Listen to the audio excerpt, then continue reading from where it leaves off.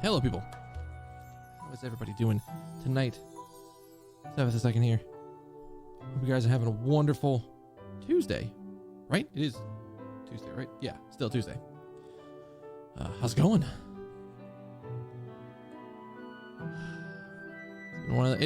Today has felt like a day of nothing. Even though I got a bunch of stuff done at work, today has felt like a day of nothing. Very much a day of nothing.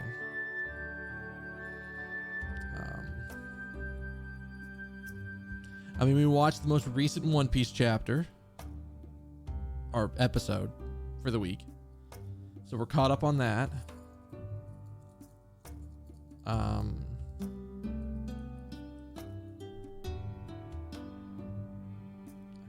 feel like there's been that much else that's happened today.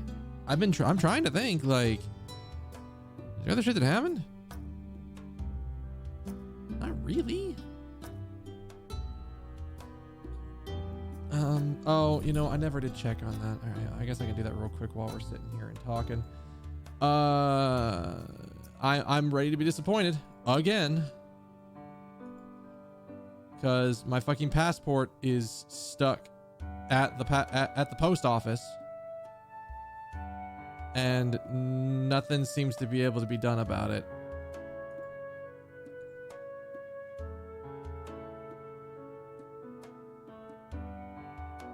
Again, I'm almost to the point of just applying for another passport and just saying fuck it. And if they bitch, they're like, well, I tried to mail it to you guys, but it got stuck in the post office. Actually, I should reply to them. Where was the last time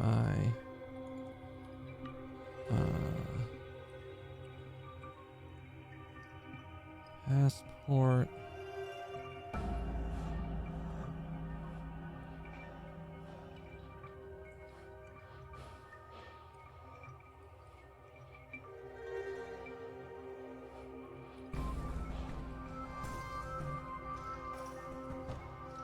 I guess the only thing I haven't done is check to see if my passport's even done.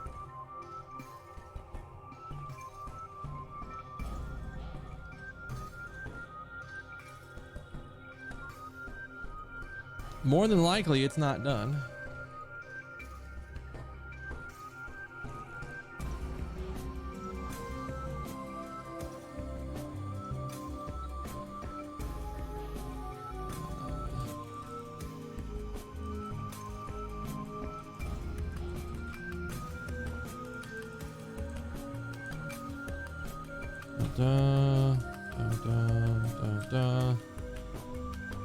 More than likely, they don't have it. What?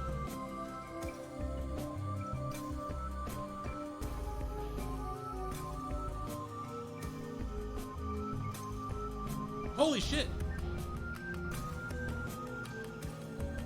Holy shit. They got it yesterday. What the fuck?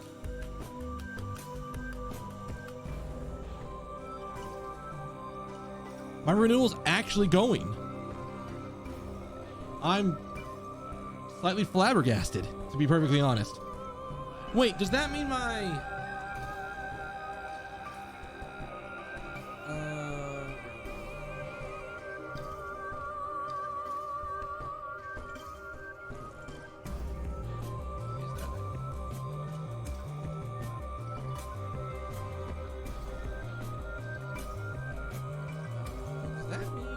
Okay, I now that I know that they've gotten it, does that mean that the check has been is cleared?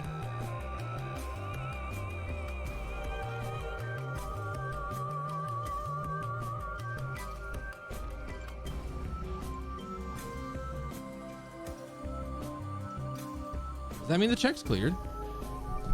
This is drastic information that I was not expecting to hear today.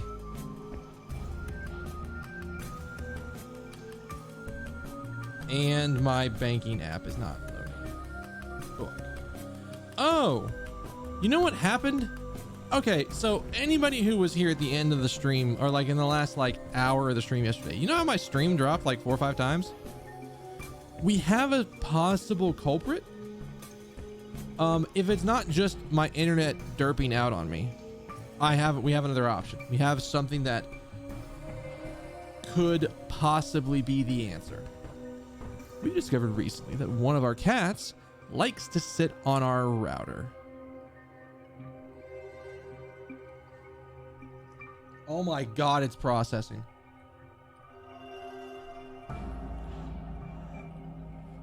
It's actually fucking processing, which means I think that the application was good.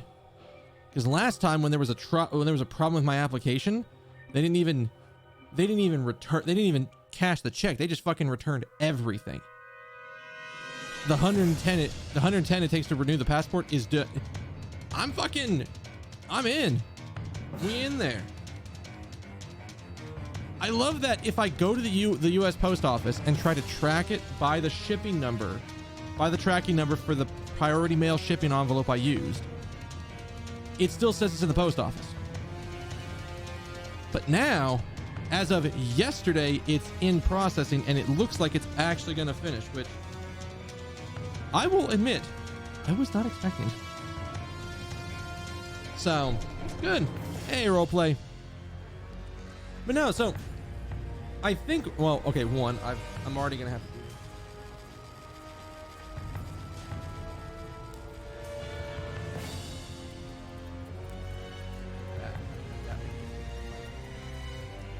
So we discovered our cat likes to sit on top of the router that we have. And we discovered today there's a button on the top of that router that the cat can hit. It does not take a lot of force to hit that thing.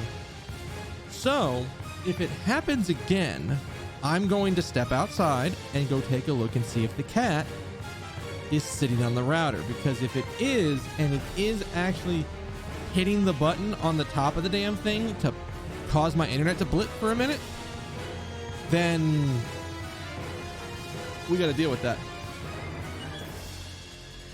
I forgot about that shit later.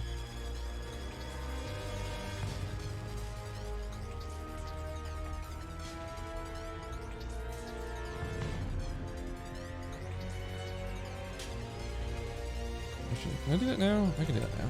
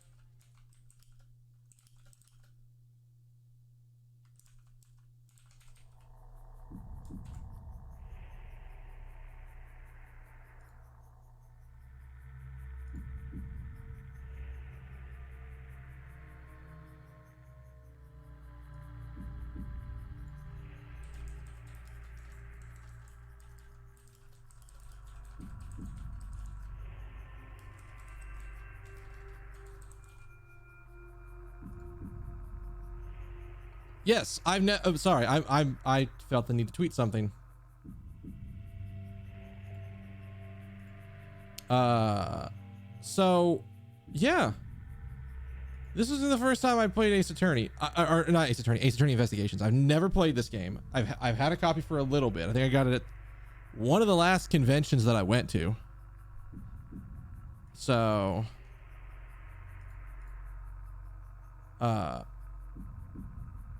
let me see.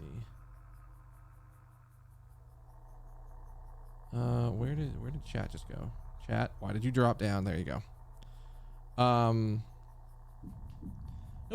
Like, it's been on my radar for a long time. I've heard from many people that Ace Attorney Investigations 2, the sequel, is not only is it an incredible game, but it might be one of the best in the entire Ace Attorney series. So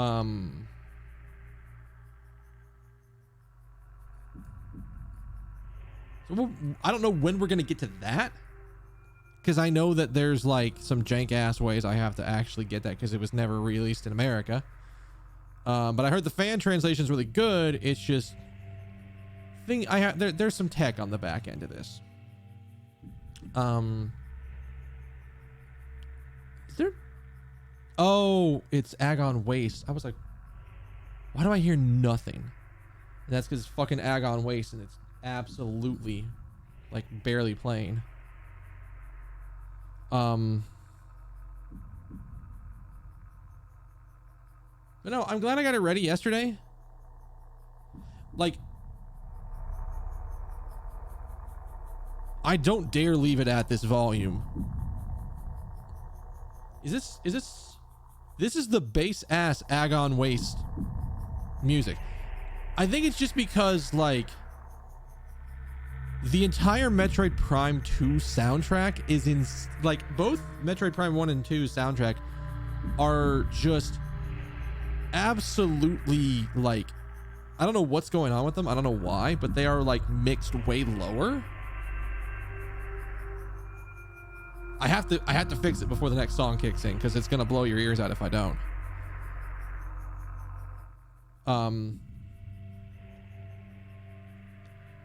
But yeah, we'll play. We are absolutely gonna be playing some Ace Attorney Investigations. I am very, very, very glad that my capture card, as far as I could tell yesterday, was working. The only thing I didn't test on it was the sound going into my mixer. We can check on that here in a minute.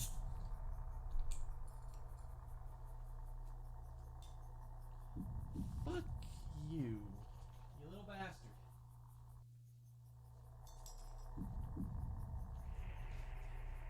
Also, speaking of the cats, since I was talking about them a little bit earlier, that was the reason the stream started a little bit late today. I had to chase one of them out of my room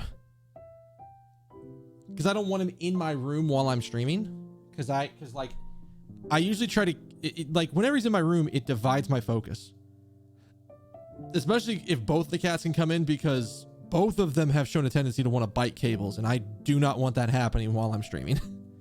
I don't want to have to deal with them. If it was a situation where I knew they weren't going to bite cables and they were just going to sit in the room and chill or play off to the side a little bit, I'd be fine with it. But if they're going to be biting cables like that, there's no way in hell I'm not letting them in. I'm letting them in my room while I'm doing something that already takes a lot of focus. So, all right, let's see here. If everything is going good. Excellent. That's a good sign. The capture device is working.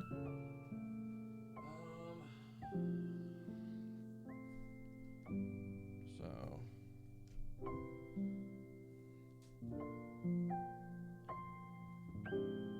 Plug you in, but I need to get you into a position where you're not gonna, where my leg is not gonna be touching you all that much.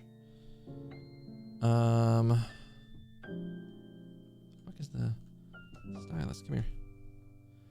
All right. Let's just swap over. Oh shit! I never made a. Oh no, I did make a scene for this. Duh. What am I thinking? It's this scene. There you go.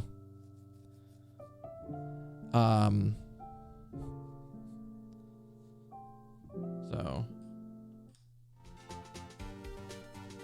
Excellent. Sound is working, which is a great sign.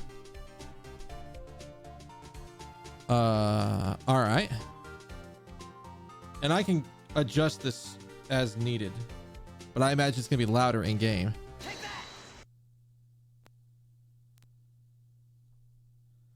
It's like I have to be careful not to touch the sound cable, or else you're gonna get static,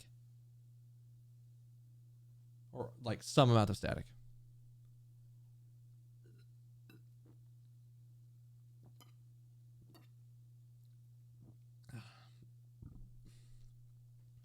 All right.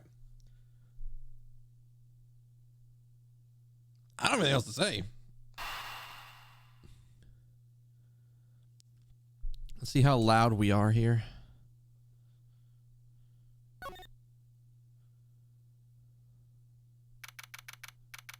March 14th, 1:16 a.m. Somewhere in the middle of nowhere.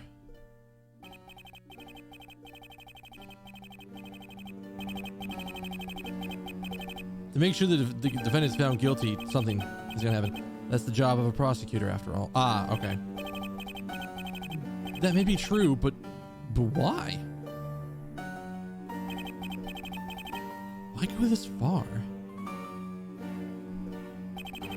Sorry. Maybe I wasn't clear enough, but a guilty verdict is all that matters to me. No matter the cost. Damn. Wait, this was in Edgeworth's fucking office? Are you kidding me?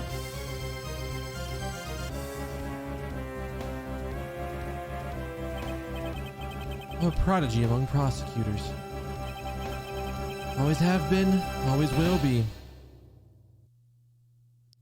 Really? You're gonna do this shit in Edgeworth's office? That seems like a really dangerous proposition, but all right.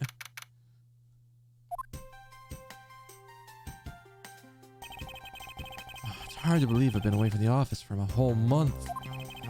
Detective Gumshoe has been keeping an eye on my office, keeping it clean.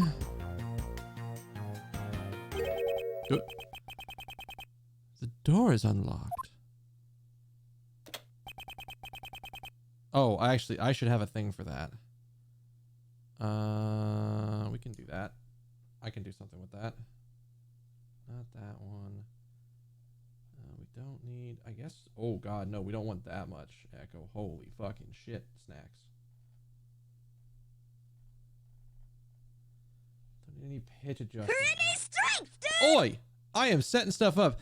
Motor, thank you for the host. How you doing?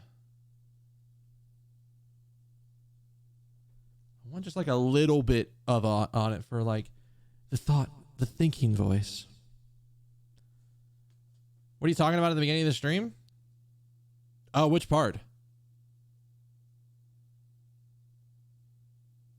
Like at the very beginning, I was like, hey, guess what? I'm going to go check out my passport application, and was ready to be disappointed, only to find out it's actually processing now.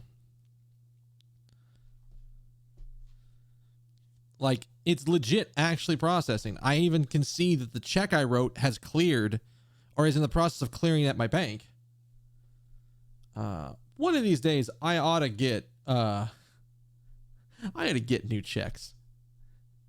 The checks I have are like, the name of the bank on the check is literally from 2 different acquisitions prior. Because it started off as one bank, and then it got acquired by a company, and they sort of merged into a different bank company called something else. And now that got acquired by a bigger banking company. It's more of a national one, and it's yeah. So my passport is actually renewing, and in theory, in like maybe by my birthday, or maybe by like maybe even sooner than that, I might actually have my passport back to me, which is all I need. I just need my passport to be renewed. Most countries require, like if you're doing international travel, most of them require that your passport be valid for about 90 days prior to traveling to the country.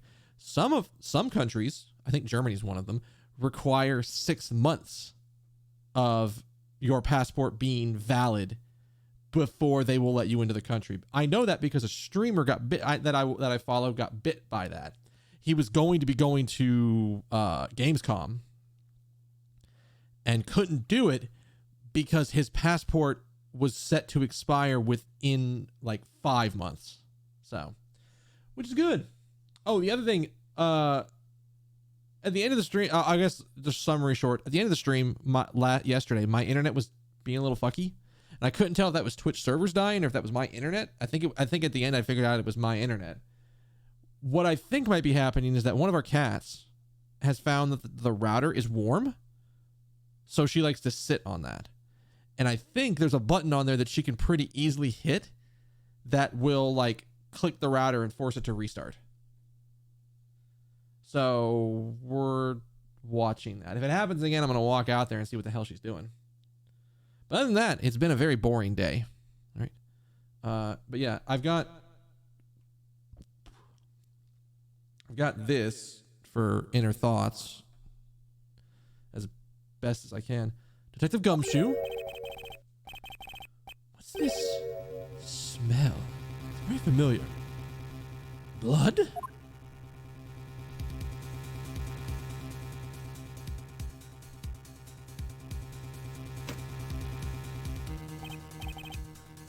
What in the hell? Who is this? What is the meaning of this?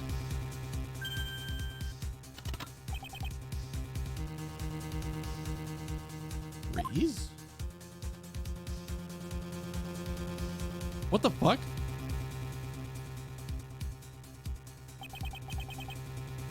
Identify yourself. Shut up. Got some nerve committing a murder in a prosecutor's office.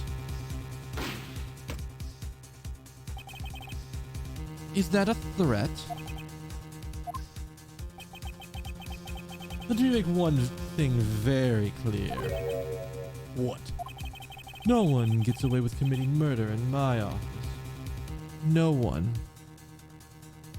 It's fucking Gecko Moria. God damn it. How the hell did he get here? Don't worry. Well, many people have tried. No one has ever succeeded in committing murder in my office.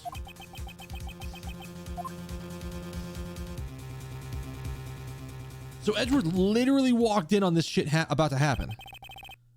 My name is Miles Edgeworth, and I work as a prosecutor in my local district. Little did I know that upon my return home after a month abroad... Fuck, I'm so tempted to do a month abroad. Like, you have no idea. Like, there is part of me that's like, fuck it. I'm just going to spend all of my vacation time in Japan at the end of the year. Why not? What's the worst that could happen? That would be thrust. Where did my stylus go? Into a multitude of cases. Some very frantic and busy days. March 14th, 2:56 a.m. High Prosecutor's Offices, room 1202.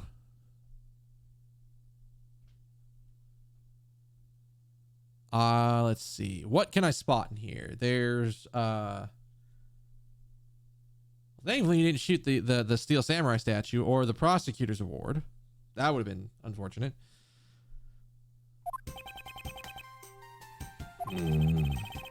I finished with the photographing the victim's body, sir.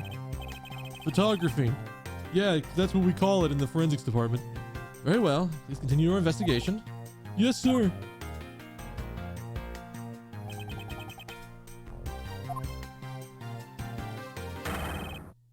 Ah! Mr. Edgeworth, sir, are you okay? I have no idea what to do for his voice. I'm not even gonna even remotely pretend to have quality voice work in this thing, so we're just gonna go with whatever sounds right. Keep it down, detective. This is a crime scene. Oh, I heard there's a murder taking place up in your office. I ran up here straight away. It's gonna be it's gotta be derpy. This is Detective Dick Gumshoe. He's a detective with wow, I can't speak words. This is Dick Gumshoe. I didn't mean to hit that. This is Dick Gumshoe. He's a detective with the local precinct, and the one they assigned to handle this murder case for the time being. You're looking a little pale, sir. Are you hurt? No, I'm perfectly fine. However... Ah! What did they do to your office? Totally trashed. I'll say, the culprit sullied my floor with dirt rather well. No one gets away with trucking mud into my office. Not even me. Make the voice easier on your throat? Yeah, I'm trying to do that. Oh, sounds like you're getting really burned up over this whole thing, sir. Oh, this crime was committed in my office, so it's my responsibility to solve it. Oh, that's just like you, Mr. Edgeworth. Okay, time to do some investigating. Agreed. Our first course of action is to gather relevant facts and leads. We must not overlook anything, no matter how small, if we are to find the truth. So I'll keep any leads or information I find in the forefront of my mind. Speaking of things that pique my curiosity, why, of all places, did a murder take place in my office? Okay, I have actually just realized that I'm going to need to rearrange my desk a little bit to get this right. Because if I'm going to be reaching over and hitting the hitting buttons on my mixer, I want it to be closer. Oh, that's going to fuck up everything in it.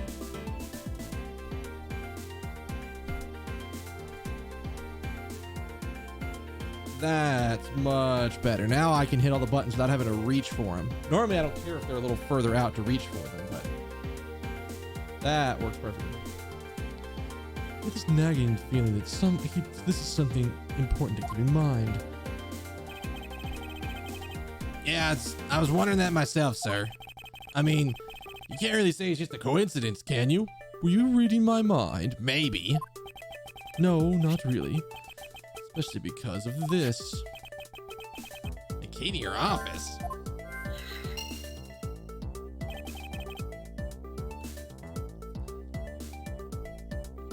What do you mean, sir? If you think about it carefully and use logic, it should become clearer to you. Logic? What's that? By finding the connection in between two pieces of information and connecting them, new information is born. It's the end result of using logic. So, how do you use this logic? First, I would call information through the logic button and then connect them together. Now, touch the logic button and recall the facts.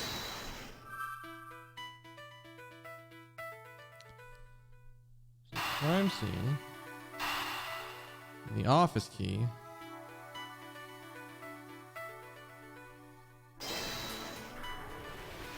What do we learn off this? For security reasons, all prosecutors' doors are outfitted with locks. Which means it would have been hard for the murderer to get and the victim to get in here. Ergo, it's impossible to dismiss the location of this crime as mere coincidence. Yeah, that's exactly what I was thinking, sir. There must be a reason someone infiltrated my room. What was the killer after? You're really on the ball today, Mr. Edgeworth. That's some beautiful logic, sir. Yes, well, when you follow leads to their conclusion, only the truth remains. However, if information doesn't line up properly, it may stray far from the truth as well. Think carefully before piercing leads together, the logic should flow. From the non-believers? Well, let's get started with our investigation, shall we? Yes, sir. High Prosecutor's Office, room 1202. The basis of any good investigation is to examine everything, sir. I know that. And when I want to examine something, I just touch the examine button. Oh, I mean, if you ever feel lost, or just want to talk. I mean, I'm not lonely, but just touch the partner button, okay? I'll give you great, precise advice as an ace investigator, sir. Sometimes something to try later if I have free time, I suppose. Oh, this is a little weird. Finish photographing the body, so it should be alright to examine this area. I won't rest until I've inspected every suspicious looking nook and cranny. Well, immediately, the first thing I want to look at is, what do we have here?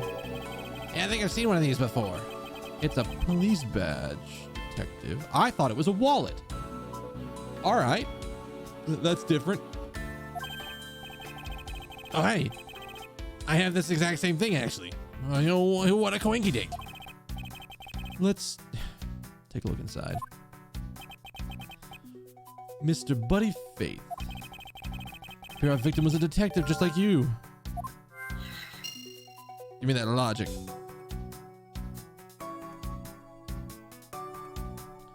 The next thing is the hand. Let's see here. There's blood all over his lower abdominal area. It looks like the bullet passed through clean through his stomach area, sir. In other words, he was shot. Yep. The autopsy's done. I don't think we know much more than that. Please have the body sent to the morgue once they are done processing the crime scene. Okay. Are you gonna be okay with keeping track of all the evidence we find, sir? Oh, of course. This is the safest way I know to keep track of it all. All right, if you say so. Keep all the evidence I find, either in or with my organizer. When I want to re-examine a piece, I have to but touch the organizer button. The organizer isn't the only evidence only for evidence. I keep people's profiles in hand too. Probably a good idea to make a habit of checking the facts often. How about say it's not the autopsy report until it is the autopsy report.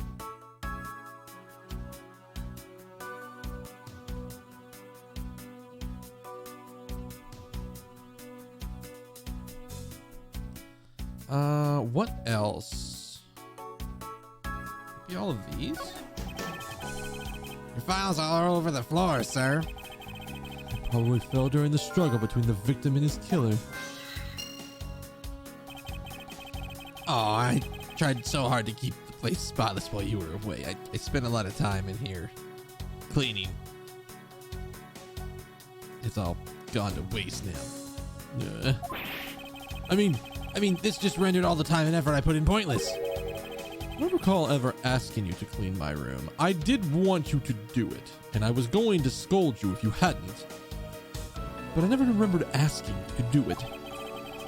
Well, I water the flowers every day, just like you requested, sir. I just added cleaning to the list as a weekend special. For about half a day every Saturday, I come in and clean the place till it sparkled. Does he have a life? I probably should know that.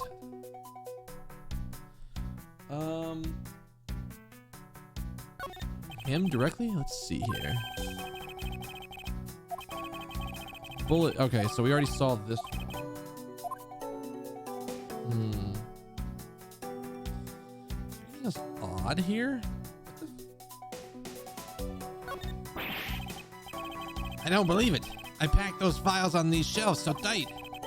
And not even an earthquake can make them fall off. But look at them. At this rate, the rest of the files won't be able to withstand an earthquake at all.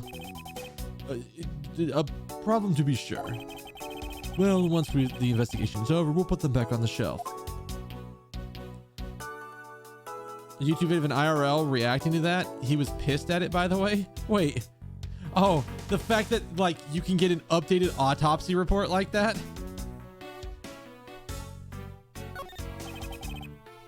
Is this... Okay, it's the same one. I don't think there's anything else here. Do you have enough logic to do anything here? Not at the moment. There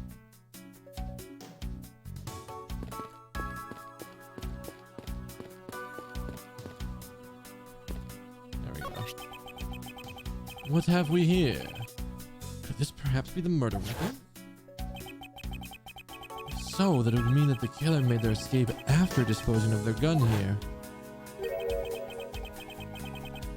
I have seen one of these before. Here to enlighten me as to where? Oh, I know. I was issued the exact same model. I think. Let me check. Detective. I don't really recall guns at all that much. I mean, they're really dangerous. Now that I think about it, you do see this model around the precinct a lot, sir. I don't use mine much except in emergencies. That's why I don't recognize it. The same type of revolver is the one used by the detectives in this precinct. I've gathered a few pieces of pertinent information. Now to calmly use logic and figure out if any of them are connected to each other. Okay, what can we do here? Oh, maybe it's his revolver?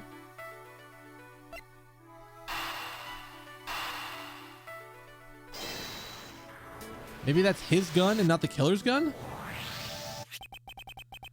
The revolver, standard issue model by detectives, could have belonged to a recently departed. Detective Gumshoe, could you please thoroughly check the victim's body one more time? Yes, sir. I'm on it now, sir. Excuse me, pal. Let's see. What have we got here? What have we got here? So, Mr. Edgeworth, sir, this guy's wearing a gun holster. It appears our killer somehow managed to take the victim's gun from him.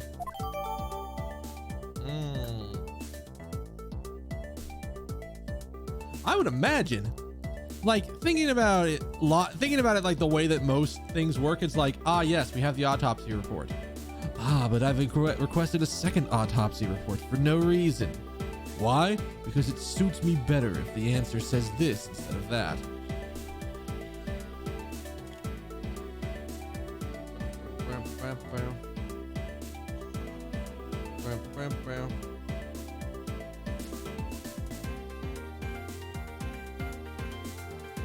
God, I really am going to be going out for lunch tomorrow, aren't I? Fuck me.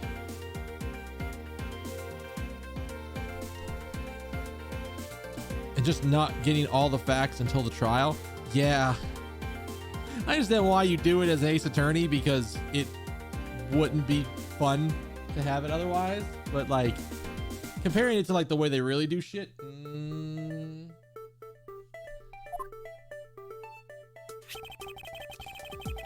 Let's see what else we can find out about this revolver. Oh, do I have a button for this? Hang on, I need to check how this is configured because it's probably not going to show the right thing.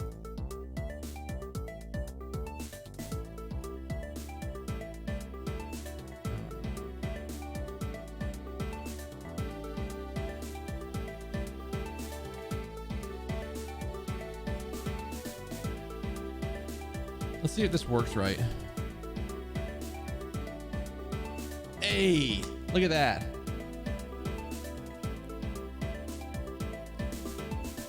For when there's going to be a lot of focus on the bottom, I can at least make the bottom bigger. As always, you got to really look at each piece of evidence carefully. Use the scroll wheels to rotate an object. There's no such thing as a bad angle. Use the slide bar or the X and Y arrows to zoom in and get into the nitty gritty. The first thing I want to look at.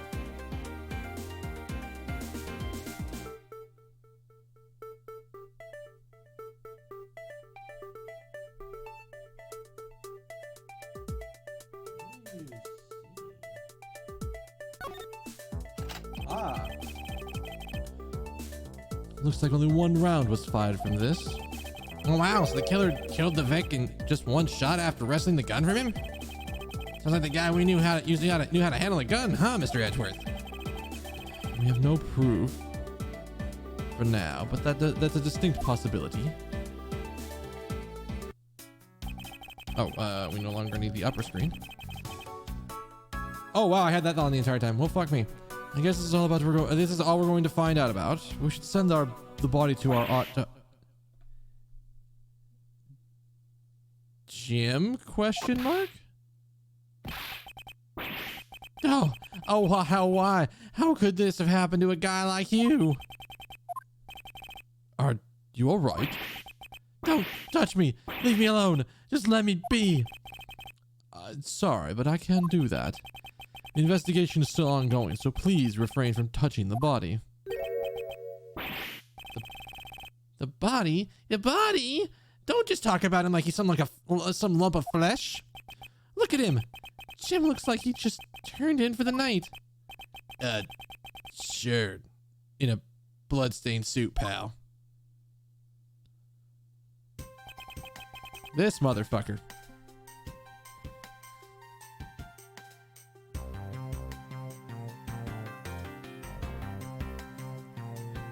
Where are my manners? Aren't you the prosecutor? Yeah, I am. I'm Jacques Portsman, prosecutor. Jim here is my partner in crime busting. I'm Miles Edgeworth, and like you, I am also a prosecutor. Detective Dick Gumshoe, sir. So you're Miles Edgeworth, huh? I guess this is your office? Yes, that's correct. It was you. You're the one who killed Jim. Hey, don't go jumping into conclusions, pal. Just calm down, okay? I will not. I know how things work around here. High prosecutor's office doors all have locks built into them. And only the owner of the office has the key to his or her own office door. That is correct. However, I was not the one who killed your partner. Yeah, Mr. Edwards been overseas on a business trip this whole time, pal. And the key to the door was with me the entire time. Okay. Gumshoe. Could you not say shit like that? That's gonna make things much more complicated. So the only one who can get in here was me. Wait. That means... Not actually sure what that means. So it was you. You're Jim's killer. No way, pal. You got it wrong. Everyone calm down. Mr. Portsman, correct? You're a real prosecutor. You should know how to stay collected. The investigation's only just begun. Isn't it too early to be drawing conclusions? All right, I get the point. You're right, my mistake. I tend to get a little too hot-headed sometimes. You sure are one cool customer, though, Mr. Edgeworth. I've heard all the rumors about you. You're the greatest genius prosecutor. You're something of a legend, you know. Anyway, let's call a truce and work together, okay? Now, how about a handshake to seal the deal? I don't want to touch this guy's hand. A pleasure to work with you. You guys were conducting your investigation, right? Sorry for barging in like that. Carry on, then. It's your room, after all. Thank you. I intend to. I just want a little more time to say goodbye to Jim. You there. Sir?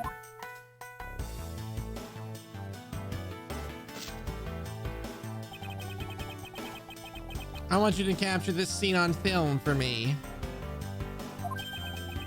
My final farewell to my partner, Jim.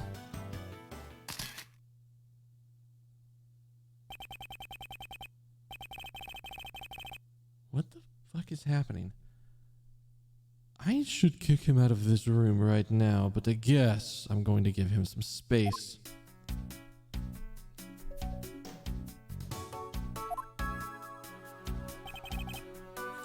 You called, sir? Well, that's not as relevant.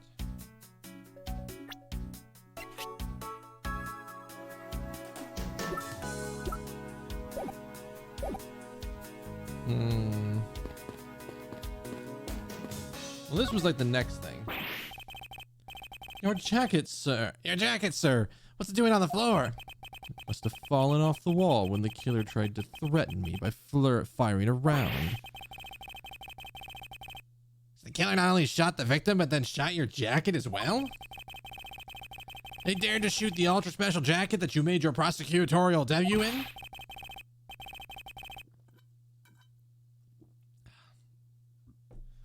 What if they had shot through it? It would have been a disaster.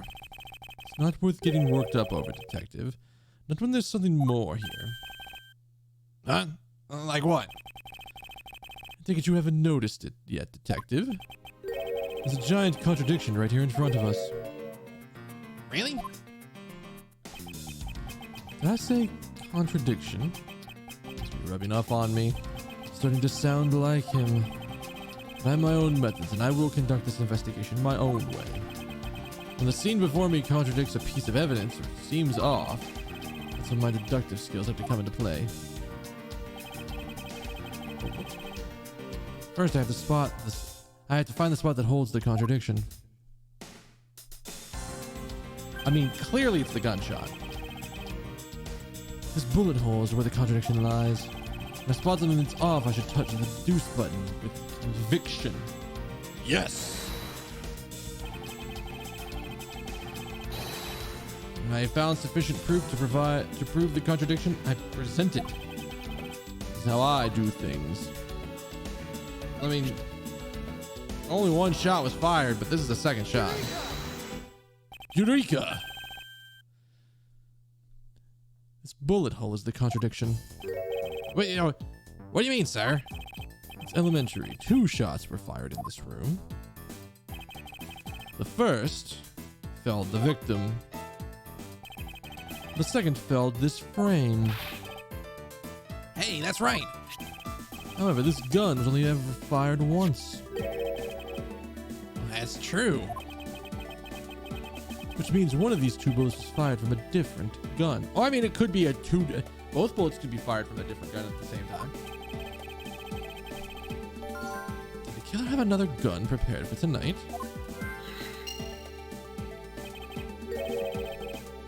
By the way, I noticed something, sir. Yes. What's that thing sticking out from behind the frame? Ah, that. The secret safe. It's a secret safe. Oh, I smell money. I'll spare us the trouble and just say it. Nothing like what you're imagining is inside. Now, if you could kindly move this frame out of the way. Roger that. Whoa, whoa. What the fuck did they try to do to this?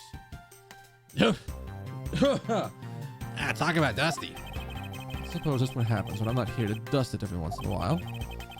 I had no idea there was a safe in here, or I would have kept it clean for you, sir. So when did you put this thing in? Something I had installed personally.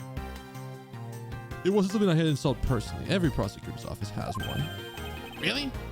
I didn't know. Only prosecutors are supposed to have knowledge of their existence. So what's inside, Mr. Edgeworth, huh? Huh? Is it gold? Is it treasure?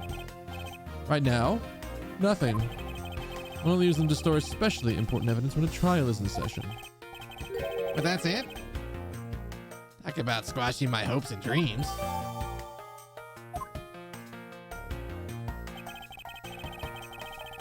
I won't rest until I've inspected every suspicious nook and cranny. Well, the first thing I'm looking at is the fact there's a bunch of shit around the edge of this. This is odd. You found something, sir? This keypad, do you find it to be a bit too clean? Yeah. There's a thick layer of dust around it, but not on the keypad itself. Yeah, you there, the forensic scientist. Yes, sir. Could you please dust this area for fingerprints? You got it, sir. Oh, whoops. That's going to be a hard thing to deal with. Having to pop that up every once in a while. I couldn't find, let alone lift, a single print. Looks like it was wiped down as well. Okay. As I thought. Appears that logic is the only way around this setback. Time to rationally and calmly connect the dots with the information we have.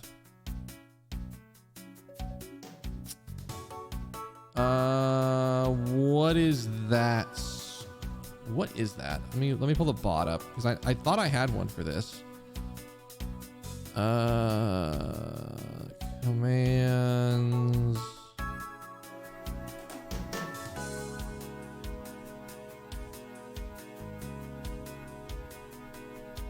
Should be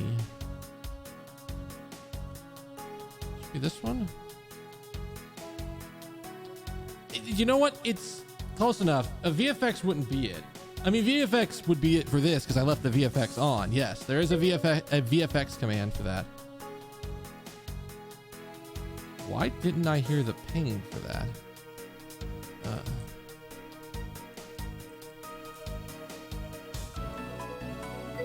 Should be that.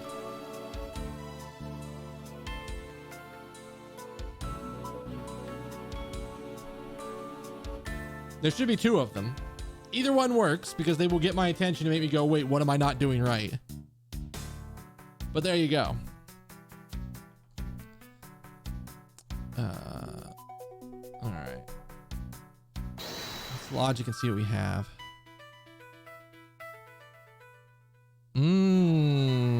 Maybe it was going in for the wiped fingerprints? Maybe they were trying to get into my safe?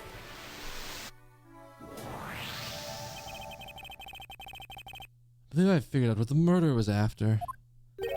Well, what is it, sir? I think the safe was wiped clean of all fingerprints suggest. The criminal had at least attempted to open my safe. making the culprit's motive for breaking and entering theft, I believe.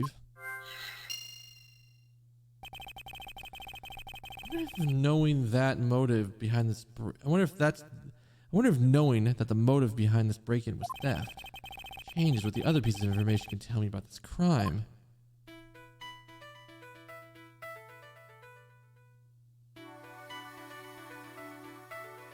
So maybe the detective caught somebody coming in here to steal something at Mr. Edgeworth's office? Maybe?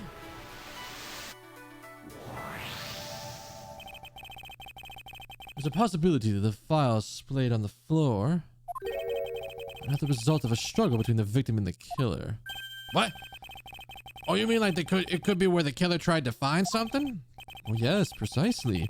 We need to find if any of the files have been stolen. Yes, sir. I'm gonna show the files like you've never seen before, even in a library. Sure, but let's give that a try. Why do all the good ones die young? Surely you must ponder that every once in a while, Mr. Edgeworth.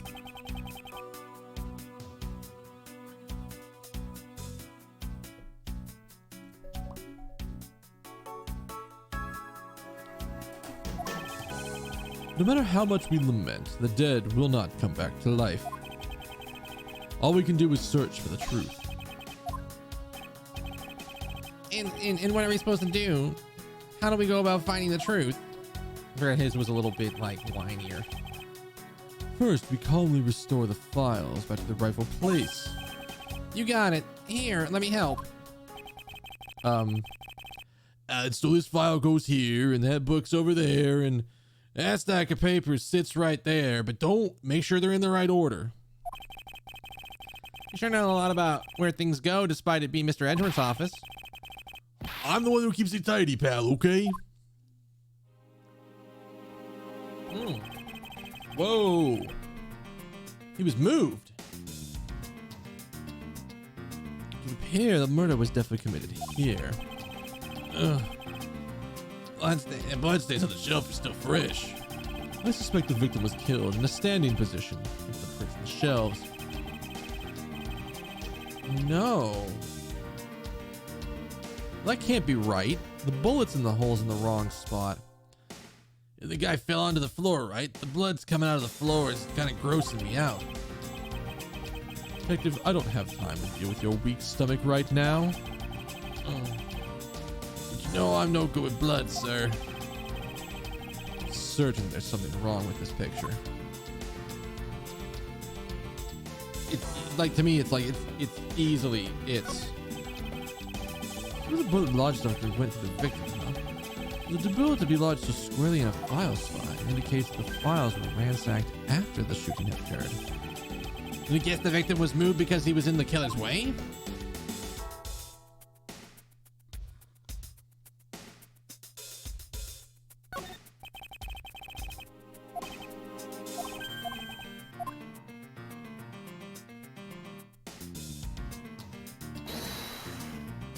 I swore I hit the deuce earlier. What's about any of the evidence that I hold?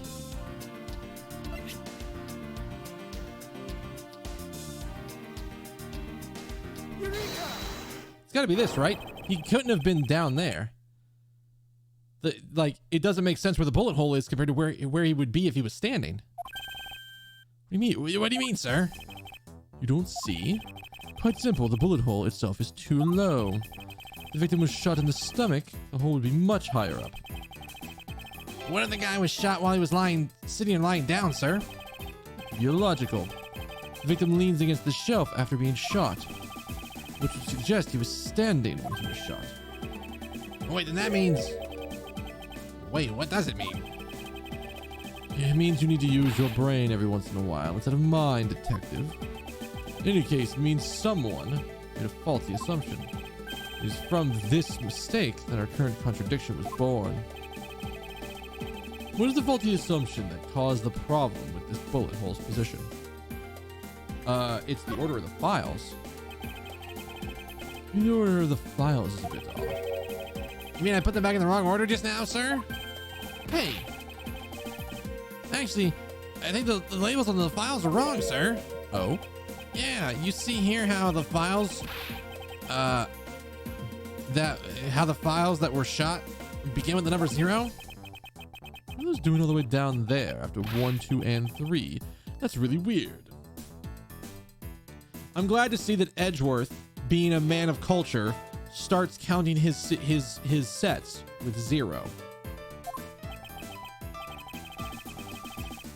Actually, the way they are organized now is the correct order. Fuck, he's wrong.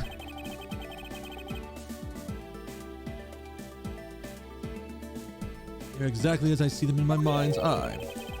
But the numbers are out of order. Those white binders are special. They are arranged a little differently. And from this, we know the files were not in this order when the crime occurred. Ah, so that's it. I believe the killer made the same incorrect assumption as you did, detective. Let's rearrange the files in numerical order and see what we find out.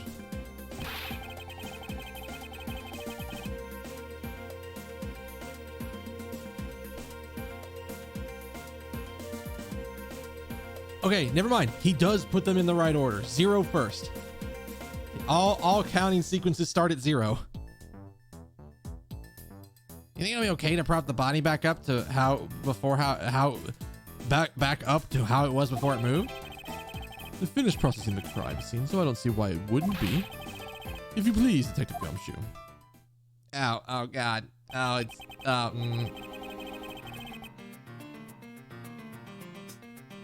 As I suspected, the bullet hole is now where it should logically be. The killer went through my files first before shooting Mr. Fate. And then put the files back in numerical order. Yes. Oh, that must have been Gumshoe talking. I didn't notice that. Exactly. And then when the victim proceeded to shoot the victim. But why would someone kill a man, then look through your files one more time? Puzzling indeed. The files were thrown into disarray twice, once before and after the crime, but why? Maybe to hide that it was like the position he was in when he was shot, maybe? Now the crime scene is as it was at the time. Now the crime scene is as it was at the time of the murder. Time to give it another look.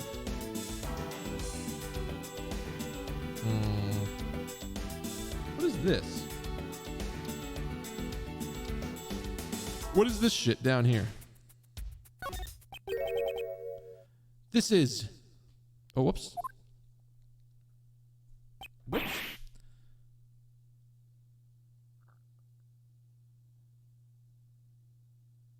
Did someone write Gumshoe upside down? This motherfucker. Oh, what is that? Why does it say Gumshoe on there in blood? I'd say it's incredibly incriminating evidence. Yes, indicative of criminal activity, indeed. No, wait, there's got to be some mistake. Mr. Edwards, sir, help me, say something. Appears that one of my files was stolen. Is that all? What about me and my situation? Is that what the killer was really after?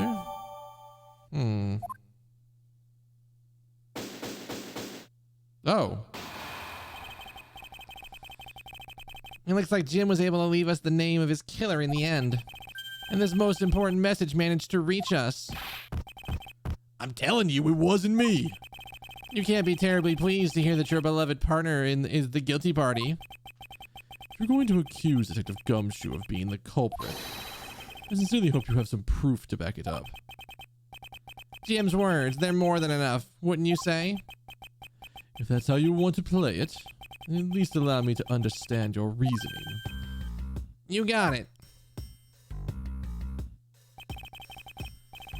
I don't like this one bit. There's something strange about this man's attitude. And there must be some sort of flaw in his logic due to waiting for me to dig out. Mr. Edgeworth, what are you gonna do? What I always do in court, I'm going to cross-examine him.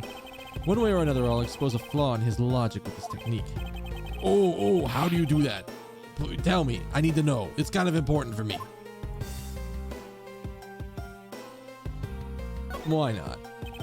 All right, first I listen to the witness's testimony, and if I find a flaw in the testimony, something that contradicts the evidence, I open the organizer and present the piece of contradictory evidence. Present a piece, I simply touch the present button, but that's old news. It's not like there's going to be a flaw in the testimony every time, right? Correct, and at those times I need to press the witness by touching the press button. Sometimes by pressing, I can draw out in new information and new or modified testimony. I think I get it, sir. Maybe should have tried this technique out when I'm investigating. Very well. I'll even show you how it's done. Now watch carefully.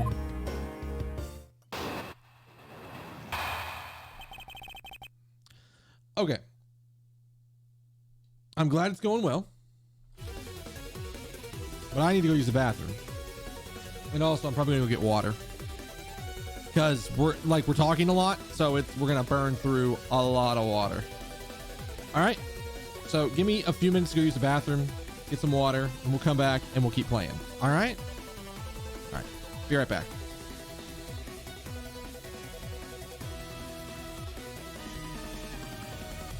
Of course, that shit's out of position.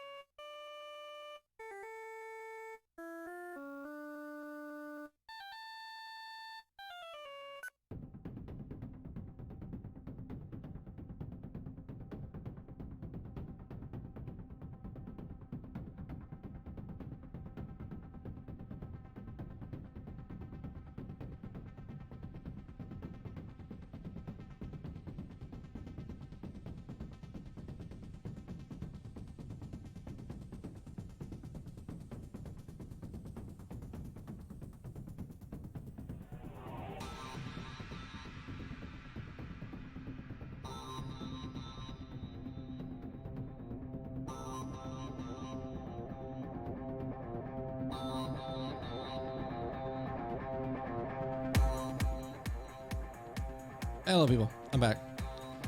Thank you for sticking with me through that break. Took a little bit longer than I intended, but I'm not surprised.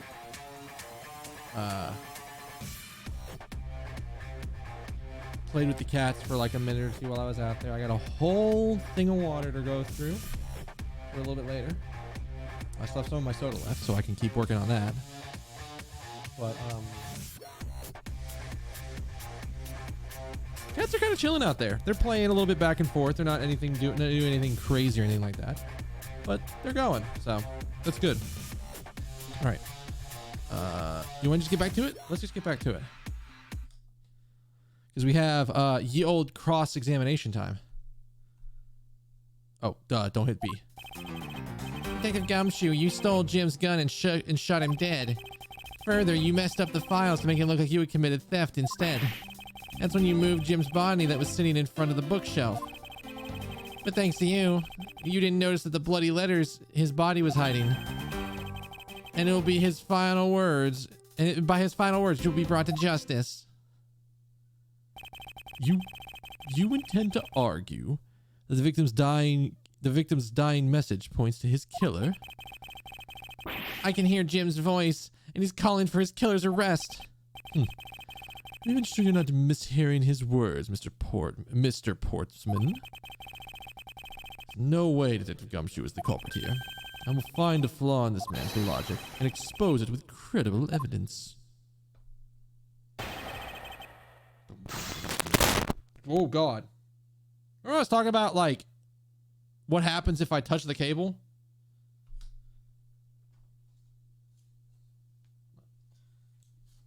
Toss that like that. So there's even less of a chance that my leg is going to brush against it. This is horrifying static if I hit it. Just absolutely dreadful static. We don't want that. No, sir. Yeah, we definitely don't want that. All right.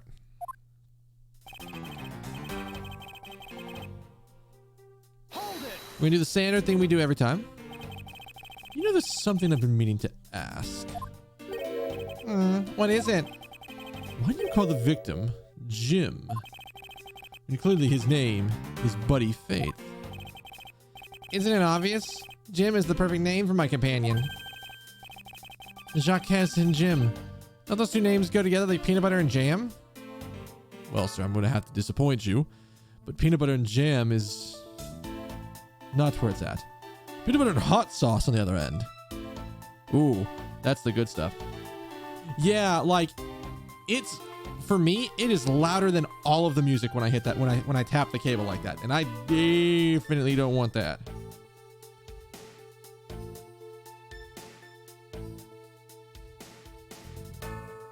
But,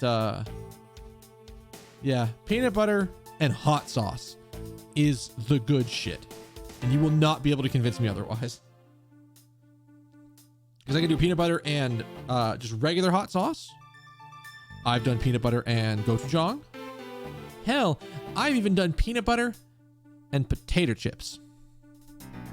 That's a good one. Which is weird because I used to not like crunchy peanut butter. I think I'd be okay with it now, but I think well, maybe not. I like creamy peanut butter. I could deal with crunchy peanut butter, but I don't think I would like crunchy peanut butter while I'm eating a sandwich. As weird as it is to describe it like that. But peanut butter and hot sauce of some kind, or spicy sauce, barbecue sauce of some kind, delicious.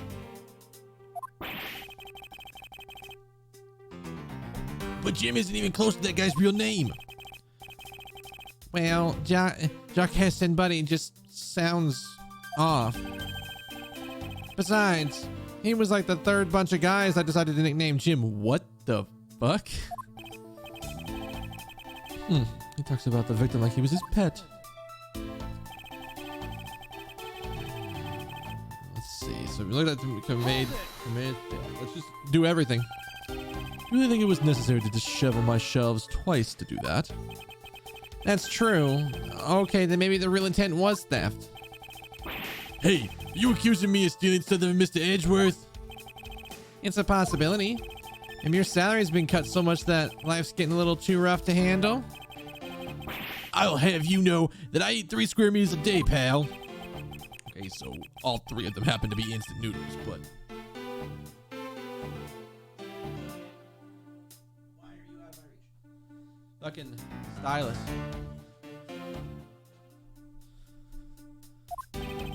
Poor thing. What an evil prosecutor you were paired up with. And what a motive, no? You can get some tasty-ass instant ramens. I don't know what you're talking about.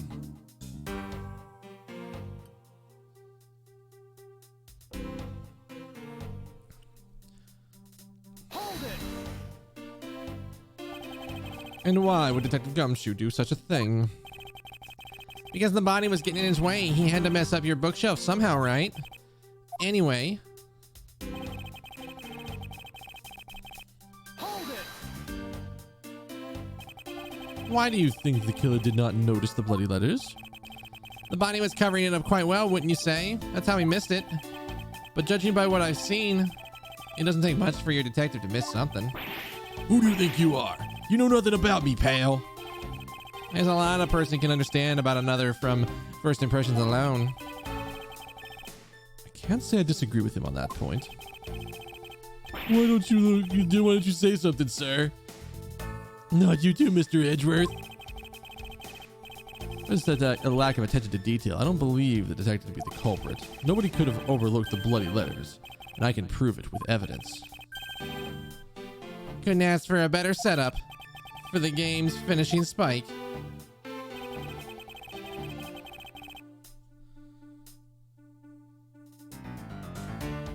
Let's press everything and just see what we've got. Are you saying that those letters were intended for you? Yep. Jim was an outstanding detective. I would expect no less from my former partner. Look at Mr. Portsmouth. He doesn't understand. He has yet to figure out the true meaning behind the bloody letters. What are you sputtering over there? Can't you just admit my logic is perfectly sound? Actually, there's a gigantic flaw in his logic. A gap so wide that even the good detective can spot it. Now to clue Mr. Portman in by presenting him some evidence. Let's see.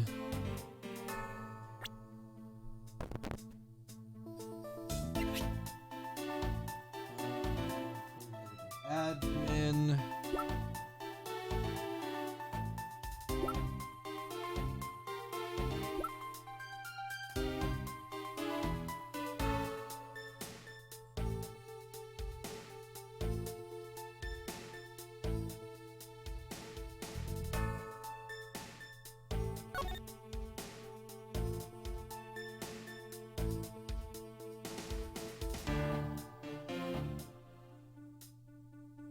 Like, what? Am I like derping here? Because I feel like I'm derping a little bit.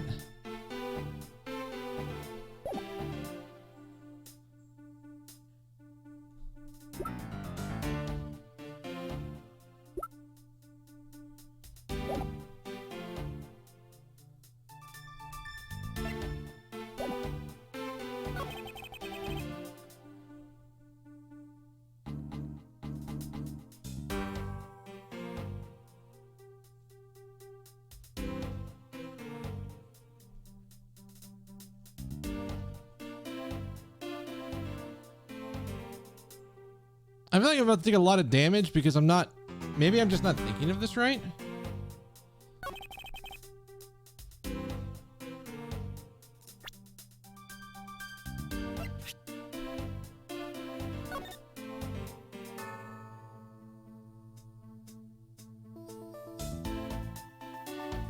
Like, is the fact that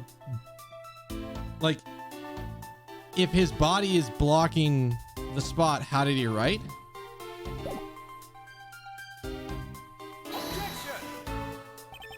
Mr. Portsmouth. Oh, that's not it.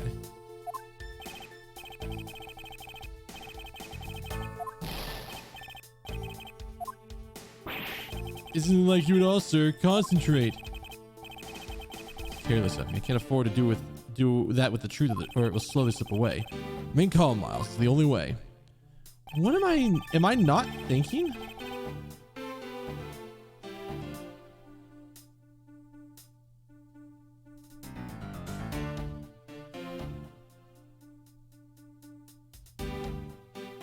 Wait.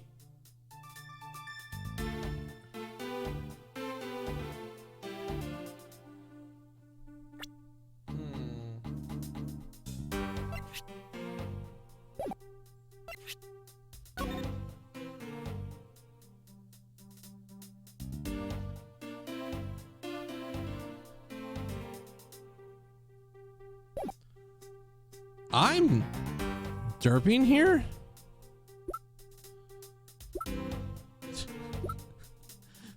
Prove my profession, but I prefer to keep mine in my pocket. Clean through the victim's abdomen.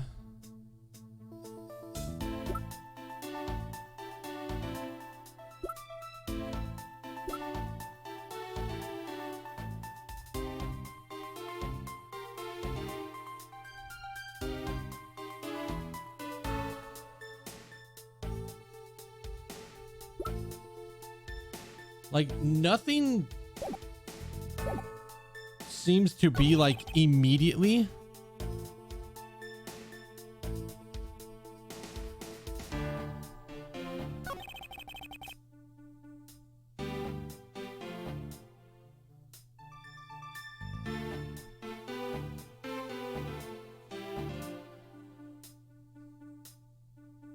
My brain is not in Ace Attorney mode yet. I'm not understanding what I need to present to make him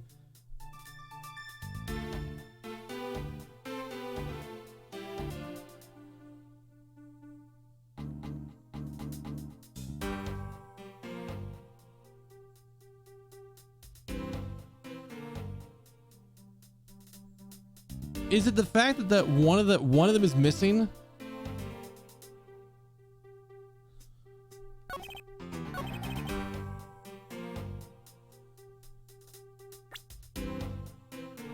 Is it the fact that one of them is missing? So if it was there, he would... Whoever shot him clearly took... Let me come up here. Whoever shot him clearly took one of the files. So if he took one of the files, he would have noticed the bloody writing on the file. Is that it?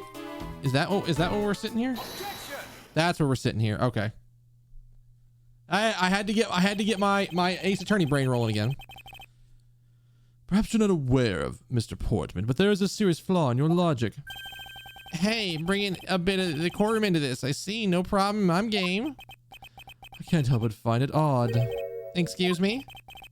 Odd that a fellow prosecutor would be brought down by the power of his own office. Oh, what are you talking about? Oh, you're joking. I get it. You have time to laugh. You have time to take another look. Closer this time. Do you still not see? If not, may I direct your attention to the missing file? What? That's impossible. What's impossible, Mr. Portman? Nothing. The files on the shelf are about a certain case. When the killer went to take a file after murdering your partner, I highly doubt they could have missed the bloody letters written on the spines. It's possible that he could have taken the file before committing the murder. I think it's pretty obvious that the file was stolen after it was written on. The missing letters in the detective's name where the file should be is proof. Yeah, I mean the S is gone. There's only half an H. Detective Gumshoe really was the culprit of this case. I highly doubt even he could overlook his name written in blood on the files. Especially as a detective who can't stand the sight of blood. Ah, that's a good face. Oh my god, that's a really good face.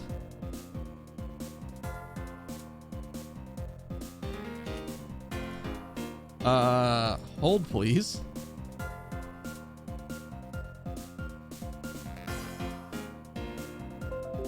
That's a really good face. Bam.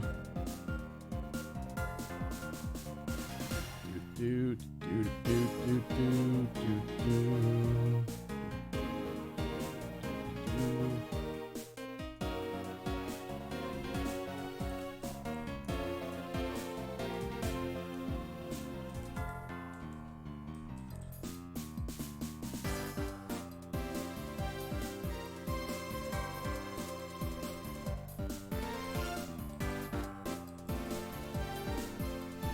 Don't mind me. I'm just snagging a screenshot of that.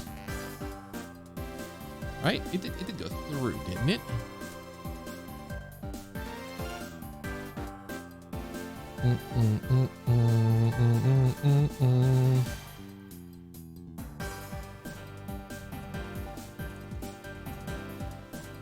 Yeah, there you go. Cool. All right. Which means what exactly? What does that? What does the dying message mean? It means it's the work of a criminal intent on tampering with the crime scene. That's so low. I can't believe the criminal tried to pin this whole thing on me, sir. I'm gonna get him, sir. You see, I'm gonna have him arrested and under arrest in no time. I might do something different for Gumshoe's voice. If he's going to be talking a lot, I'm going to need something different. Well, Mr. Portsman. Brilliant. Absolutely splendid. Logic deserving of Olympic gold. Appreciate the praise, but it doesn't change the fact that your reasoning is flawed. You win some and you lose some. I guess that's how life goes. Glad everyone's so cheery, even though I feel more dead than alive. But you know, it really is a shame. I really didn't want to have to bring this up, however. What is it this time? Are you still after me, pal? Humor me for a second. Who has the key to this office? That would be me. Mr. Edgeworth just proved that I'm innocent, pal. Where the fuck did that thing come? What?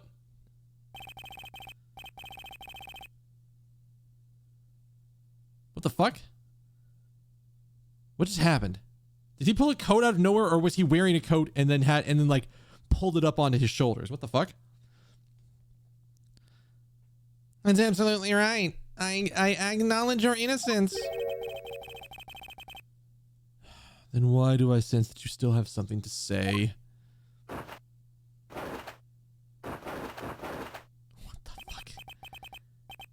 Is he trying to swag out against Edgeworth? That's just not going to work. Well, I was thinking, did you know there's one other person with a key to this office? One other person? Okay, he was not wearing the jacket earlier. I was like, what the fuck? Hey, you there.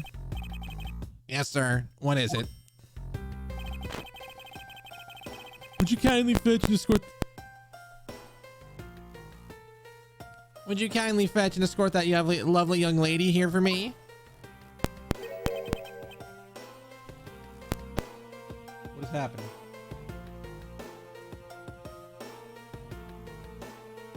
Why is it staticky? I need to find something to do about that. I have no idea how I'm going to pull that off, but I need to find something to do about it. Lady? The girl's a member of the building's security. Think of her as a material witness. Security? Did you say security? No, stop it, pal, don't. What's wrong with him all of a sudden? Oh god, is it Maggie? I believe she needs no introduction. I have called upon... Oh, fuck, it's Maggie. I've called upon Miss Maggie Bird, a member of security.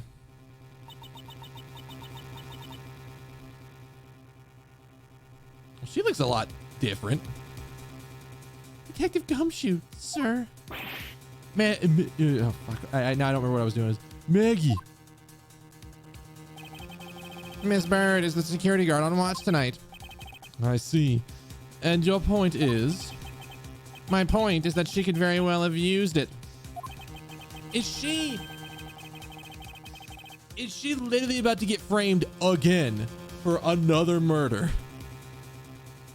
Are we really going down this road? Because I think it's about to happen. Hey, Guthonic One, how you doing, dude? And by it, I mean the master key, which can open all the office doors in this building. What? If you are not the guilty party, Detective Gumshoe, and the only other person with access to this room is Miss Bird. How dare you? I would never sneak into somebody's room. That's right. I refuse to believe that Maggie's the culprit, pal. It was me. I did it. Can I take that as a confession, detective? Well, it wasn't really me, but it definitely wasn't Maggie, pal. So yeah, it was me. If it was, you'd have no problem with that, right? Please refrain from flying off the handle, detective. There's no need for such theatrics. Listen to your boss, detective. He understands what I'm saying here.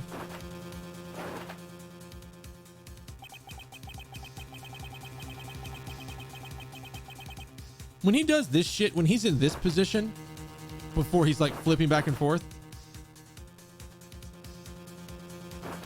I was like, wait, is he gonna do it with the cadence that I'm talking? Because that's stupid. I kind of just want to punch him. I mean, for a multitude of reasons, I just kind of want to punch him, but yeah. That girl is the only one who could have committed the crime, and for one simple reason. Oh, we're going in again. It's pretty obvious that Miss Bird snuck into your room using the master key. I mean, Detective Gumshoe isn't the one who opened the door. And that leaves only Miss Bird as our prime suspect. On top of which, she knows our good detective, doesn't she? Making it all the more probable that she was the one who faked the dying message.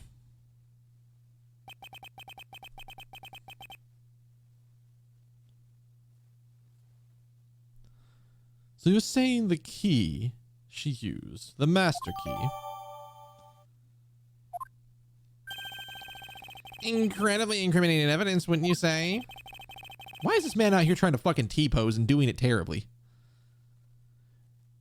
Is that what you claim the evidence earlier about the evidence earlier as well? That was then, and this is now. The flow of a good match always changes during a rally. It's all about your reflexes and reaction time, especially for an athlete like me. Or is he trying to praise the sun and he's again doing it terribly? I can't tell which one it is. I wonder if there's anyone else other than Miss Bird who could have used the master key. Seems the only way to get Mr. Portman to give me more details to press him. Meh, meh, meh, meh, meh, meh, meh.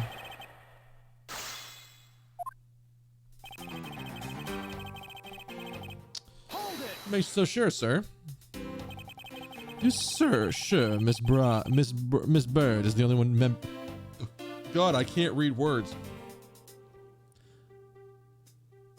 Are you sure Miss Bird is the only member of security who could have used the master key? There's only one person on staff at this time of night, and tonight, she's it. Isn't that right, Miss Bird? That's, true, but I wasn't able to use the master key at the time of the crime, sir. Wasn't able to? What is that supposed to mean? Yes, moving on. I hate to get sidetracked by something unrelated. What do you mean unrelated? I want to hear what she has to say, pal. But you can't really trust her not to tell lies. Plus, I hate wasting time. Even though that's what I'm doing to you guys right now. I hate wasting time. Should I hear Miss Bird out? Yes, please. Not so fast. I, too, am interested in hearing what Miss Bird has to say. Didn't I just say it'd be a waste of time? We don't need to hear her lies.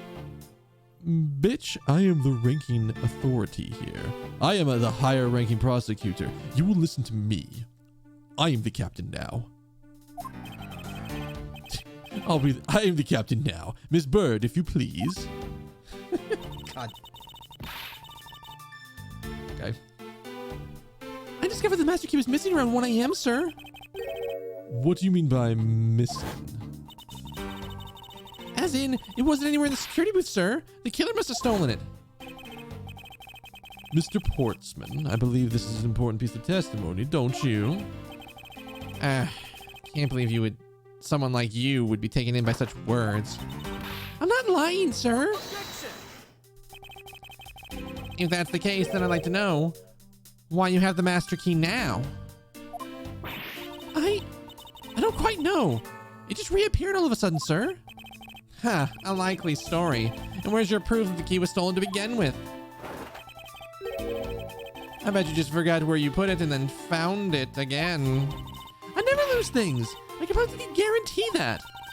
With me, if something disappears, it's usually because someone stole it. Yeah, pal. Trust me, you don't want to test just how bad her luck is. Unfortunately, I can't deem this piece of testimony as conclusive. Glad you agree, Mr. Edgeworth. But. Still haven't established Maggie's motive for breaking into Mr. Edgeworth's office. Her motive? Didn't we already establish it was theft? I mean, the culprit clearly went through the bookshelves, at least tried the safe. It's as Mr. Portsman says, Detective. Can't ignore the fact that all the evidence points towards a motive of theft. I'm done taking blows. It's time to counterattack with a few facts of my own.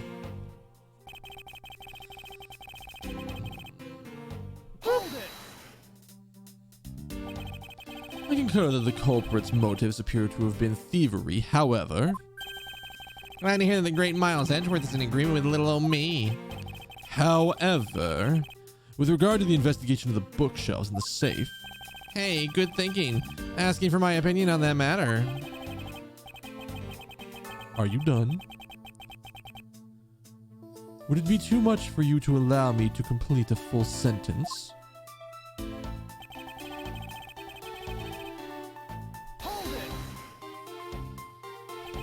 I thought we had established Detective Gumshoe's innocence pretty thoroughly. It was just a theory, one hypothesis among many possibilities. I mean, I had my doubts about Miss Bird from the very beginning. If that's the case, why didn't you mention her first? Now, don't make that face. See? There goes the truth running the other way. Let's pick up the pace and see if we can't catch up to it. I don't think you're catching my drift. But we are in agreement that the detective isn't the killer, right? If so, I hope you'll understand what I say. And since he's the only one who could have opened your office door.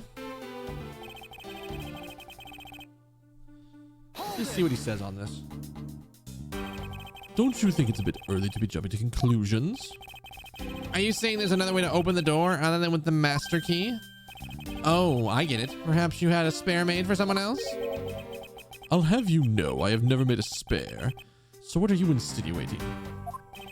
Nothing. I guess I should have known better than to suggest that someone like you would.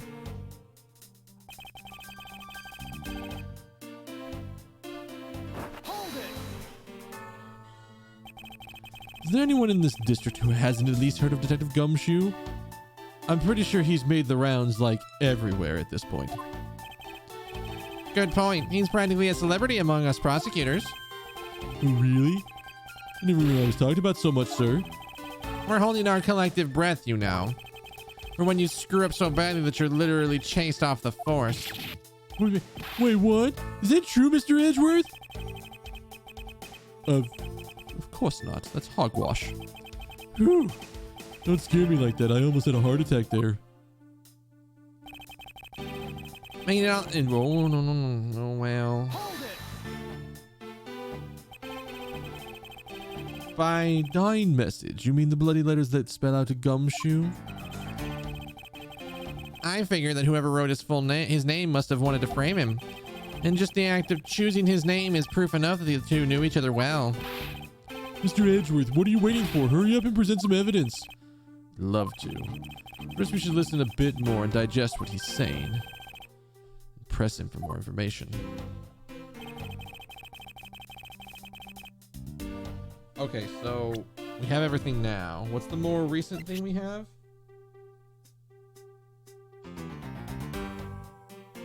So it can, let me come up here. So it can open every door because it's master key.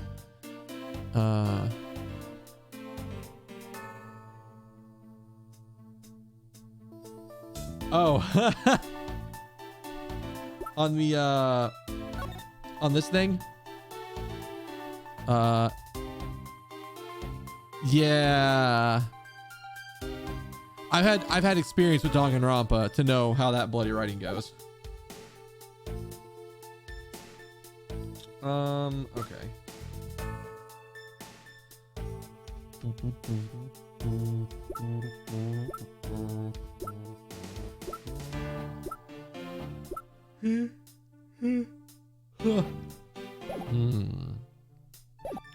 this is the point of presenting it.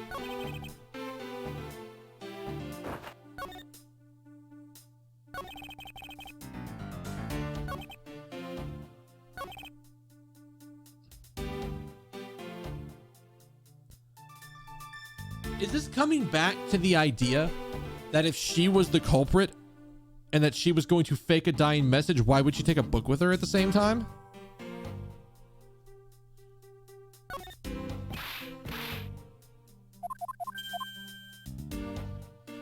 The other option to me is that he's saying that the master key was, she's saying the master key went missing around 1 a.m.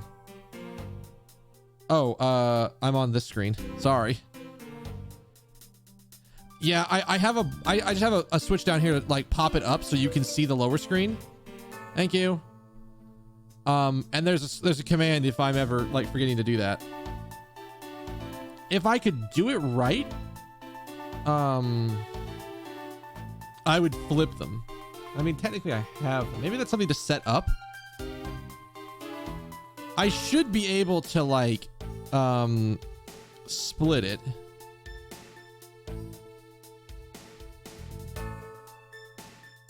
Oh, that is something I've got to fix. Chat is like a little, you know, a little bit of a weird spot. There we go. Now you guys are above everything, so you don't get clipped. Not that you were getting clipped before. Yeah, it's something I gotta watch out for, Deathly Death. It's just, when I have it like this so you can see that lower screen easier, I gotta remember to turn it off a little bit cleanerly. Okay, so there's two routes I see this going.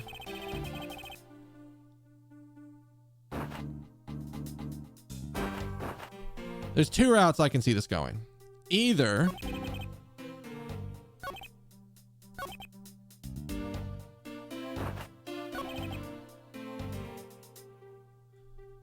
like, again, I still think it's around the same route of why would he fake the...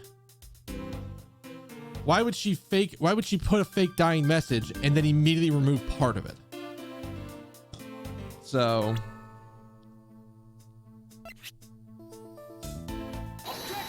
No, that's not it.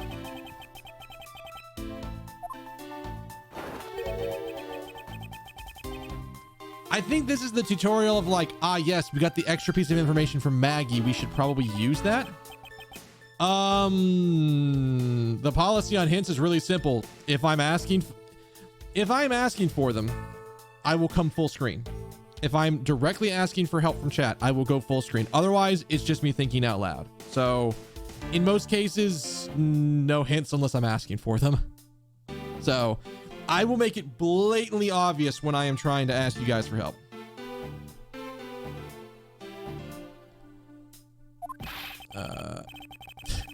You're no good when you're all flustered. What the? It's gotta be... Okay, so at this point,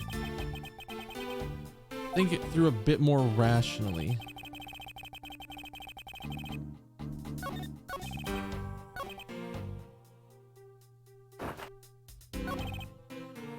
So in this case, to me, it's like we present the fact that the key was stolen from the security office. Why would she wouldn't need to steal it if that was the case.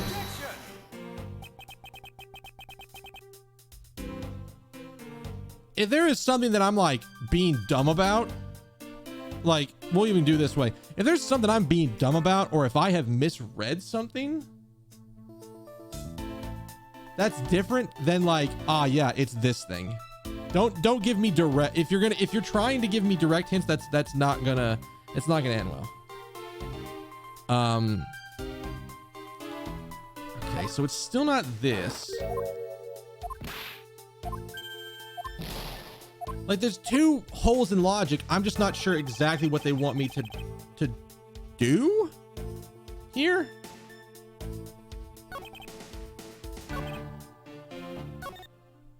Because there's like two spots where it's a problem. We've pressed him for basically everything. Unless it's literally just this? No, okay. Yeah. If you're telling me the answer directly, you're gonna go away for a day at minimum. All right, so let me think about this. Maybe I run through let me run through the presses again, because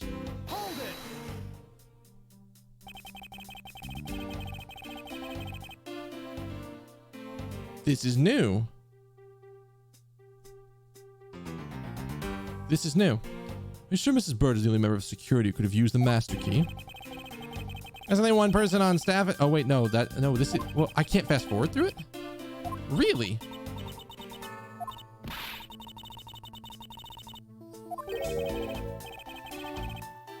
Get a bit of a headache? Oh, yeah. The second Pfizer shot's gonna fuck me up on Monday. Or not Pfizer. I get my second Moderna shot on Monday, so I'm expecting to be out of it for like the rest of the day.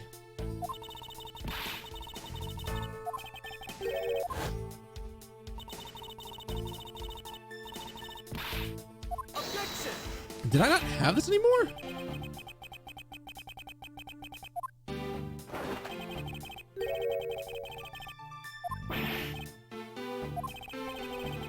I'm about to say, I didn't have any effects from my first shot either. I didn't have anything for that.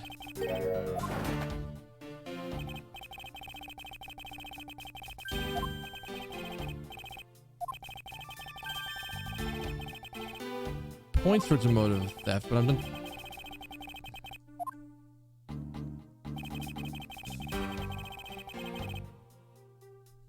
Wait, do we have a thing for that?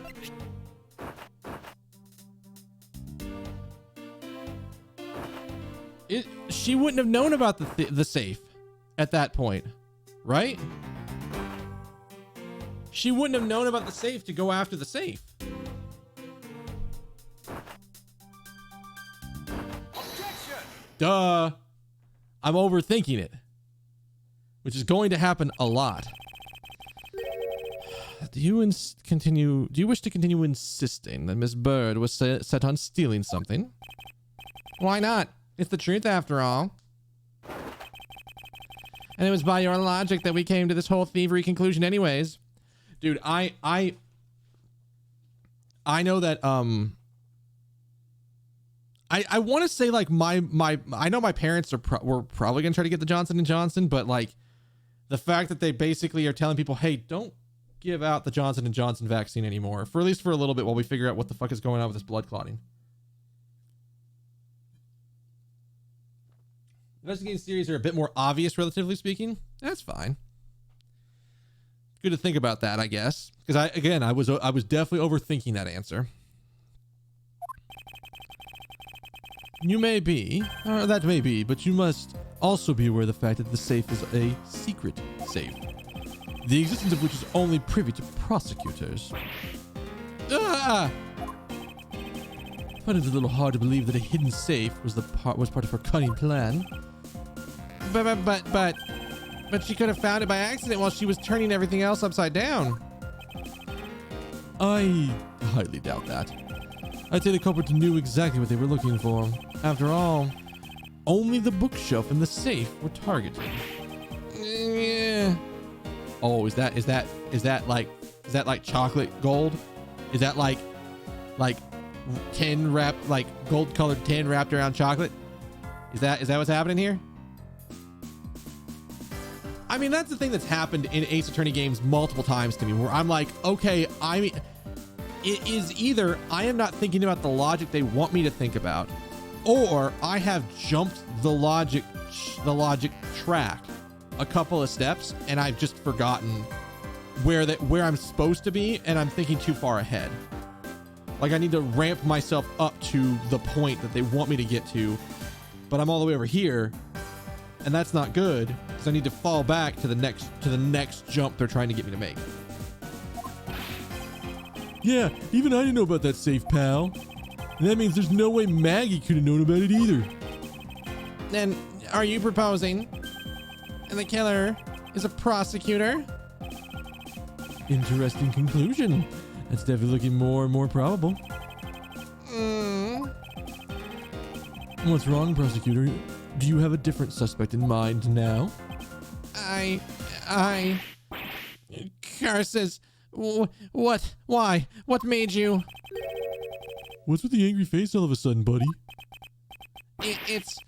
It's all my fault. What do you mean? It's Jim. He knew about the existence of secret saves. Did you fucking what? We were partners, like inseparable conjoined twins. That's why I told him. I filled him in on the secret saves. That means... Yeah, I know. I had only just told him too. It was wrong of me to tell him. I still can't quite believe it. But the thief who broke into your room was probably Jim. Now he's claiming... Oh, whoops. Now he's claiming that the victim was the thief? And you were simply trying to stop him, weren't you, Miss Maggie Bird? Oh, he's swinging around to this section again. Okay. Hey, Daedalus, how you doing, dude? They do have some weird ass logic jumps in these games. Like it's Ace Attorney. Sometimes, like, they love to like reach out for that moon logic, and they don't quite get there yet, but they're reaching, and that's the problem, is that sometimes that reach is not reasonable. Excuse me? I mean, you are the security guard, right? It's your job. But killing is going a bit too far, even in your risky profession. Oh, that was a gumshoe. Never mind. What the? You're accusing Maggie of the murder still? Yeah, and no, I mean, yes and no. I mean, she had stumbled upon Jim, who'd probably drawn his gun. I get it. It was self-defense, wasn't it? No, I couldn't. I could never do something like that. Not even as a security guard, sir. Plus, even if it was the thief, he wouldn't have had the key to this office. Which is precisely why he had to steal it, wouldn't you say? It was Jim who stole the master key. Ah! Pretty impossible for a supposedly stolen key to be here with us, unless you retrieved it from Jim after you killed him. Mr. Portman, are you honestly accusing your own partner of being a thief? I don't want to admit it, but it's the only way for everything to make sense. Has he no honor? Now then, I think we're done here. The investigation waits for no man. Would you people be so kind as to see yourselves out? You can't kick us out. This is Mr. Edgeworth's office. But I'm the one who's been assigned to this case. You're all suspects to varying degrees and therefore ineligible to run this show. Listen, pal, how many times do I have to say this? Maggie can't be the culprit. Detective Gumshoe, calm yourself. But, sir. We have no choice but to accommodate his request. For now. Thank you, Mr. Edgeworth. At least one of you understands. Now then, if you could remove yourselves from my crime scene, I'd be most grateful. Mark my words, Mr. Portsman. We will meet again. If that's a formal request from the legendary prosecutor himself, I suppose so. Now then, don't disappoint me, you hear?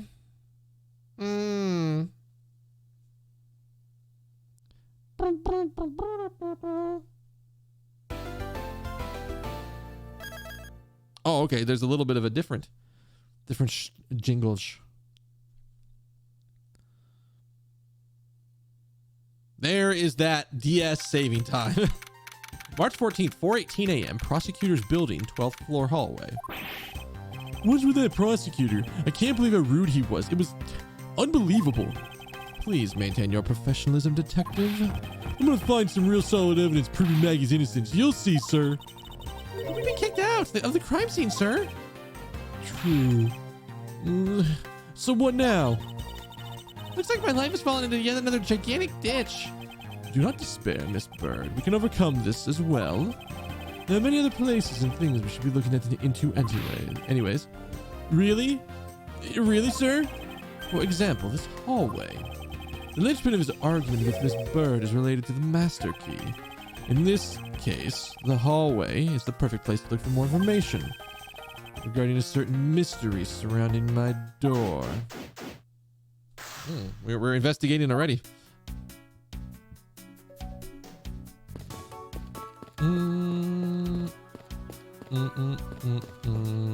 Oh, what is this? Hang on. What the fuck?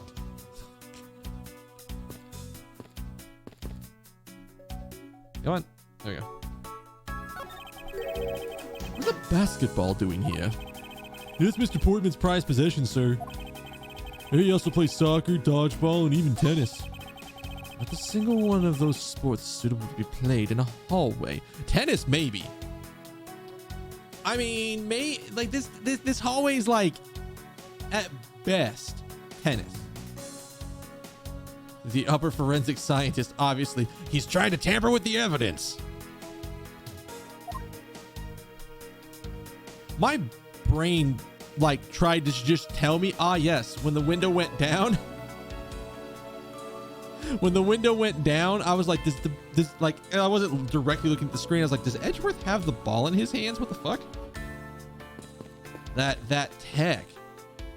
I mean, okay, so each one of these is probably like 3 feet across. This is like a 12-foot hallway, something like that. Maybe 2.5 feet, so 10-foot hallway. You can do a lot of shit in a 10-foot hallway. D&D has taught me so. What about his office? Can I go into his office? This office. 1203. 1203. Who the fuck is in 1203? Hey, Maggie, whose room is this again? It's Mr. Portman, sir. So he's my new neighbor, I see. I suppose he moved in while I was away overseas. We have the master key, don't we? What's a basketball hoop doing here? Also, I'm sorry. I didn't notice our guest that showed up. Fucking Winston Payne. What the hell are you doing here? Hey, didn't this used to be just outside next to the building a long time ago? So when was it that it was moved indoors?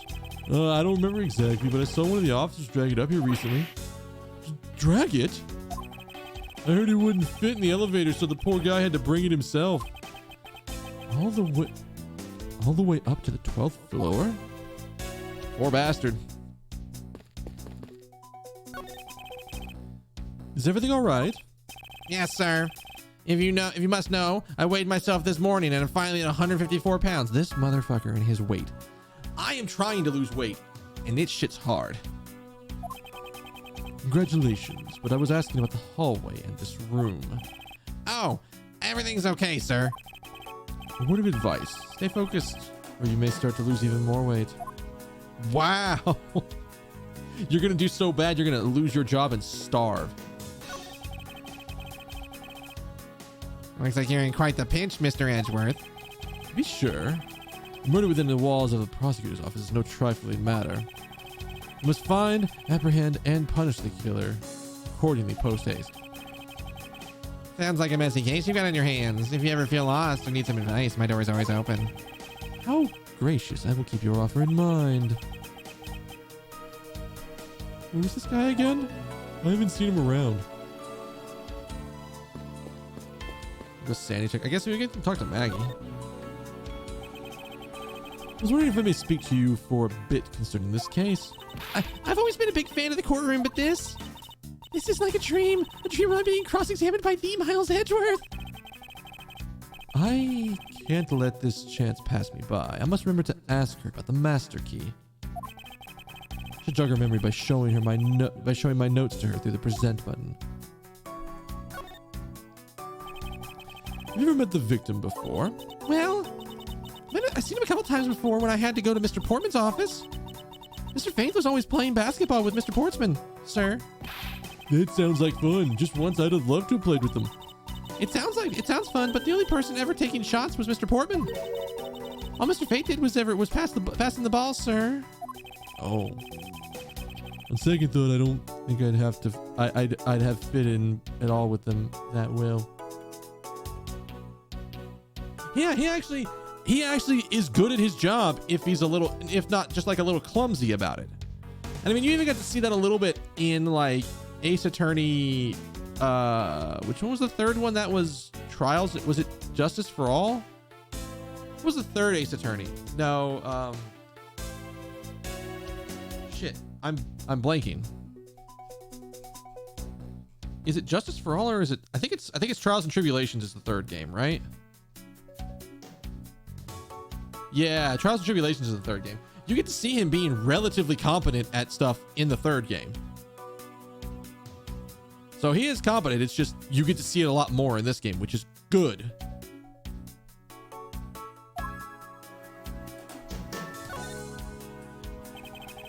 Miss Maggie Bird, correct? I take it you're an acquaintance of the detective?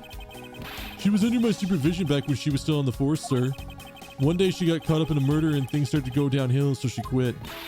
But I owe a lot to Mr. Detective Gumshoe for introducing me to my current employer.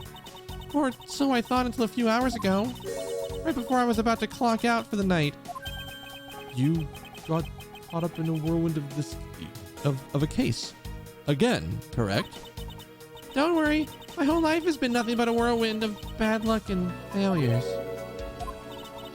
Since I was 6 months old when I fell from the 9th floor of my apartment building. Okay, can we talk for a second? Is she invincible? Is she like...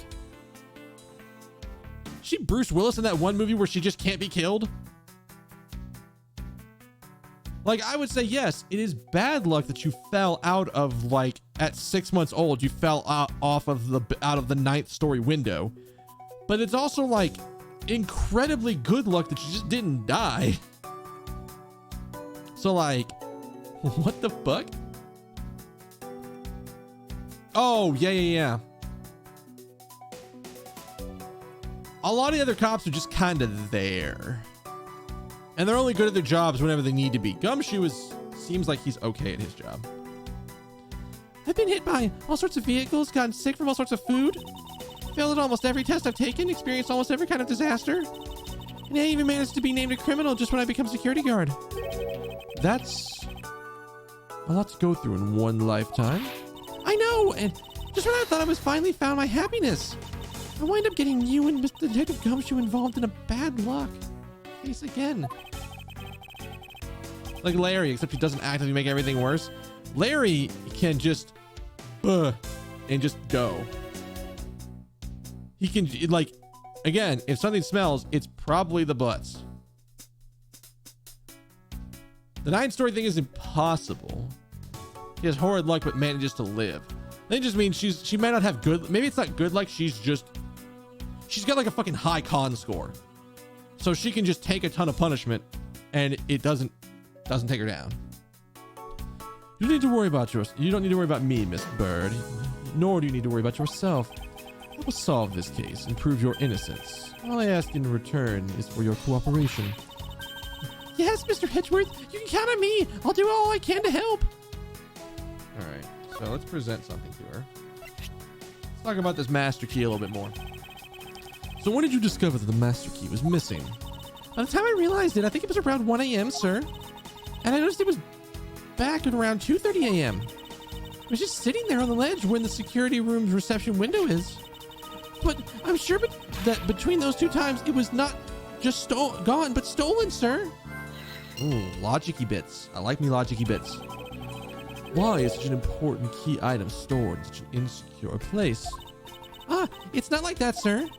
We always keep the key further inside the room, away from the window. Always, you say? Except for this time, correct? Well, I admit that it was a bit careless, but I have my reasons. I left it out because I was sort of using it at the time. It was after I had used it that I left it sitting on the ledge. She used the master key? For what? Let's ask about that. Why did you use the master key? What did you mean by use the master key? Oh, I had to use it to open the door for the prosecutor who had forgotten his key. Who was that?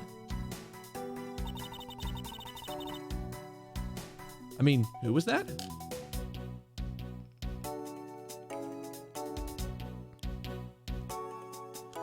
I mean,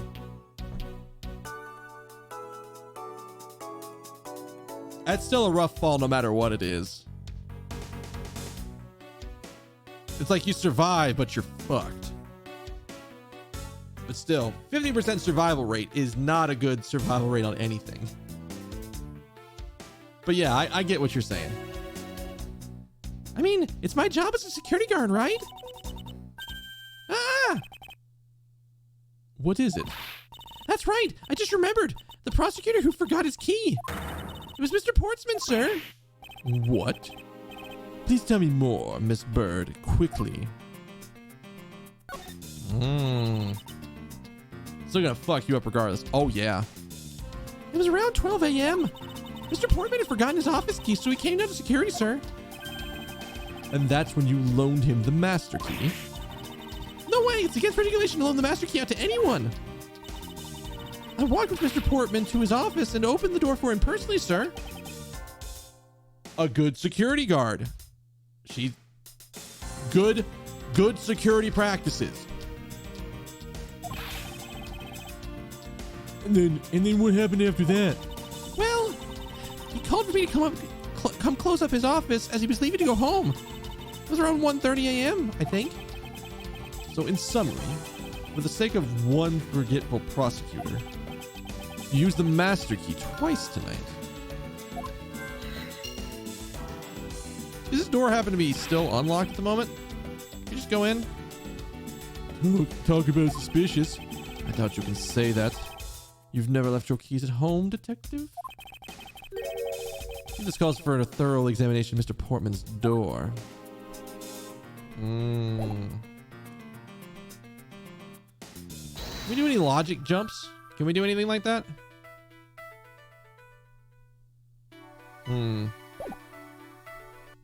Not yet.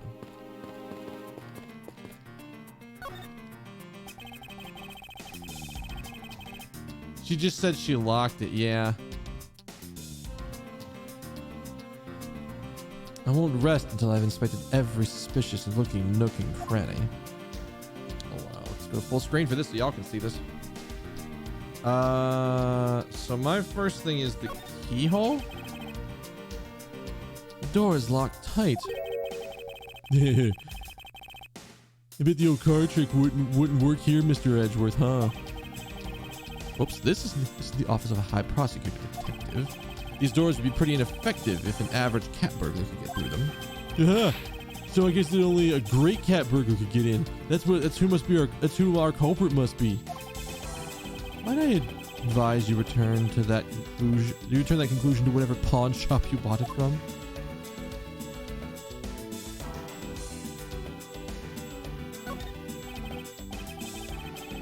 Room 1203. I take it that is Mr. Portman's office?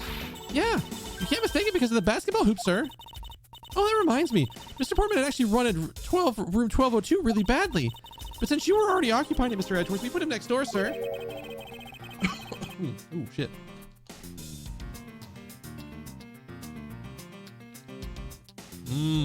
I wonder. So why was Mr. Portman so particularly bigger during room 1202? I'm not sure, but it's because of something like his birthday is December 2nd? Yup, that's gotta be it. I can't think of another reason why. I can think of at least 3. I'm even wasting time thinking about this.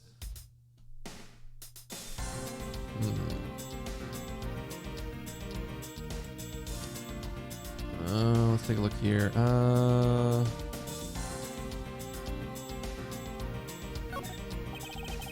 Minimalist yet classy door made of the top quality woods. It's kind of majestic too. Fits really well in the ambiance of the prosecutor's offices. And Mr. Portman seems dignified just because he works behind one of these. Nonsense. A man doesn't become more or less dignified because of where he works. Well, he seems more dignified than Mr. Payne. Mr. Payne? Suppose custodial work can also be dignified. Get fucked, Winston. Get fucked. Alright.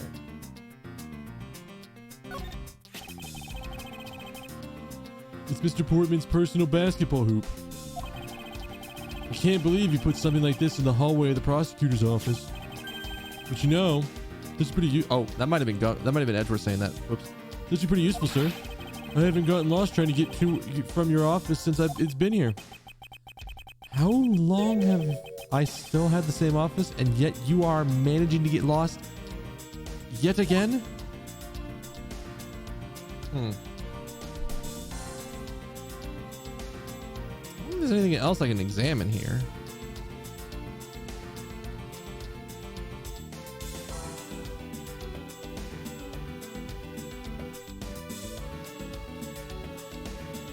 We're just done here?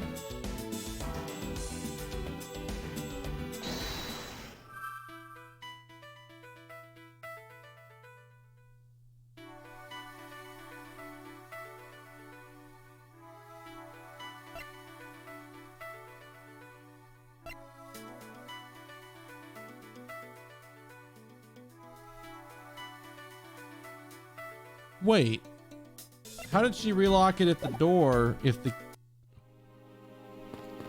Maggie?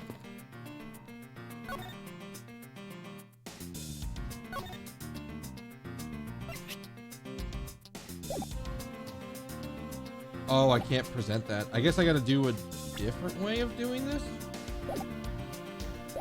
Okay.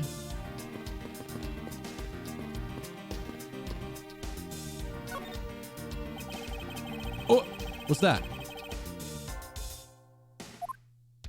What's that? It's...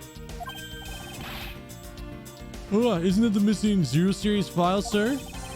No doubt about it. The bloody letters mark it clear as day. Yeah, I know the logic tab. I just haven't... I'm not sure if any of those actually go together yet, so I'm holding off. Oh, there seem to be a few missing pages. The thief took what was necessary and left the rest behind. So what are these 0 files about, sir? I guess they got something worth stealing in them, huh? Not particularly.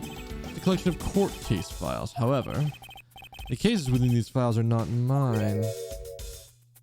Huh? They belong to the high prosecutor that used to occupy my current office. I have reasons, but let's just say I was charged with keeping them as they were. That means the thief must have also wanted the file for a specific reason, right? It would seem so. One of the pages related to the case from 10 years ago are missing. Wonder why anyone would want to care about such an old case.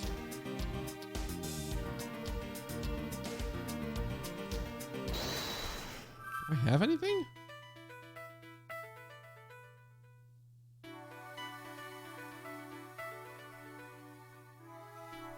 I didn't think that... Well, maybe that works? Does that actually connect and make a thing? It does make a thing. Wait a minute. Okay, hang on. I thought that wasn't going to work that way. Sure. Miss Bird, I'm afraid there's a flaw in your story. Duh. I was like, wait a minute. She did it between 12 and 1:30 and the key went missing at 1. Wait, the fuck? What? Wait, no way, pal. I mean, sir? You said that you locked up Mr. Portman's office at around 1:30, correct? However, the master key had already been stolen at that time. Wow, nothing gets by you, Mr. Hedgeworth. You saw that contradiction like a pro. I totally forgot about that, but thanks to you, I remember now. You're right. It was around that very time that I realized the master key was missing. And? Well, I'm a security guard, sir. I couldn't just admit to losing the master key, could I? So I pretended to lock up his room, sir. Is it not locked right now? You pretended? Yeah, I used my house key and made it look like I was locking up, sir. So in actuality, you never did relock the door then? Well, I thought maybe I could go lock it after I found the key. Kind of think of it, I guess the door still hasn't been locked properly. It's open. We going in.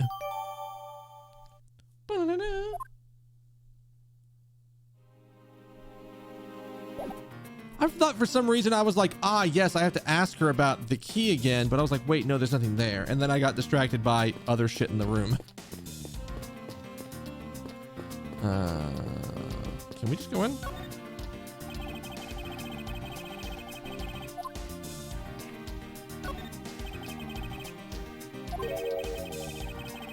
Wait. Wait.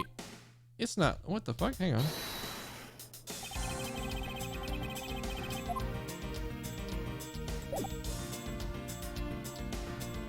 There. And now we have the evidence that the door was never really locked. We can just go in. There's a contradiction between the reality and the evidence here. If what Miss Bird has said is true, then why is the door locked tight? Wait. Huh? You know, you're right. Miss Bird, are you sure you didn't relock this door? I'm certain of it, sir. And I don't think Mr. Portman noticed it himself that I hadn't. Which means... what exactly, sir? It either means that he actually does have the key to his office, or the door Miss Bird opened wasn't this one at all, but a completely different one. Oh, fuck! Did he swap the nameplates?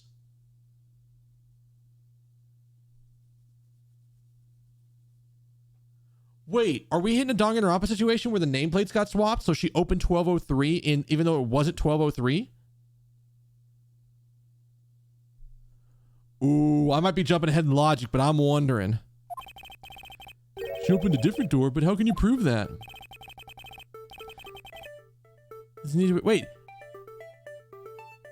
There's an easy way to find that out. All we need to do is examine these. The prints on the number plate. They will tell us all that we need to know. Everything? Really? Like what, sir? Like, well... Wait, no, fuck off. That's right. I'm jumping ahead in logic, apparently. We know for certain that Detective Gumshoe's dinner will only consist of instant noodles. What? Wow. It was amazing, sir. How did you know? This must be a joke to cheer me up. This must be a joke to cheer me up, Mr. Edgeworth. Yes, that's it. Now then, we should get back to doing what we need to do, and that is... Prints on the doorknob? I mean, I guess it's the same way, right? Prints on the doorknob will tell us everything. Hey, you. Yeah, you, pal. You do us a favor and we see what you can lift from this, okay? Play this on your phone. There was actually a map on the bottom screen. I imagine, like, you wouldn't even necessarily need the bottom screen for any of this shit. And I could have done the same thing, but I had an actual copy of the DS game, so it's not very conclusive evidence. I wasn't saying he could have wiped him off. Yeah, that definitely would have been a thing. But like that was my first thought, is like, oh shit, they swapped them. So, what'd you find out? There's no need to be so for such belligerent nostril flaring, detective. Sir, I found only Mr. Portman's and Mr. Fate's prints on this doorknob. But Maggie should have been there, right? We only found 2 people's prints on this, huh? Pretty decisive. I'm lost, sir. Thinking logically, a certain other person's print should be on the knob as well. Now then, whose knob should be on this print? Take that! Would you find it odd if the prints of the person who unlocked the door are absent? You mean? Yes, the door that Miss Bird opened could not have been this one, but a different one.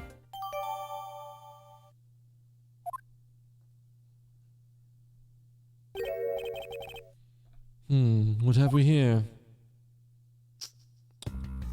What's that? Boom, boom, boom, boom. What is this? What is this? Looks like a scrap of paper. I'll get it, sir. Let's see. There's something written on it. Seems like a note from the victim. I brought the 3 pieces of evidence by, just like we talked about on the phone, but it looks like you're out. I guess I'll catch up with you later, buddy. It's from Mr. Portman.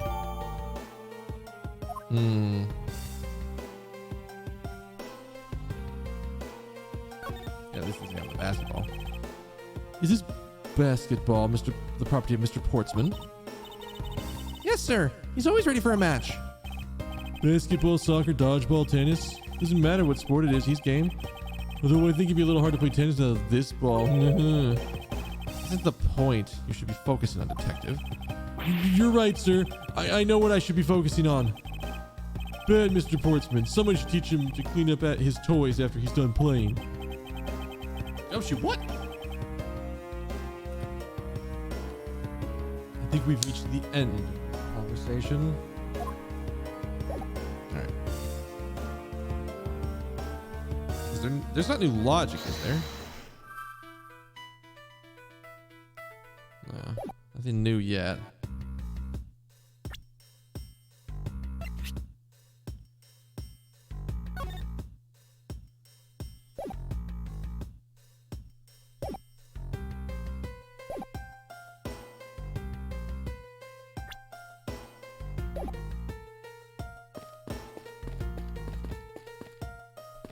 There wasn't anything else in the door that I missed, right?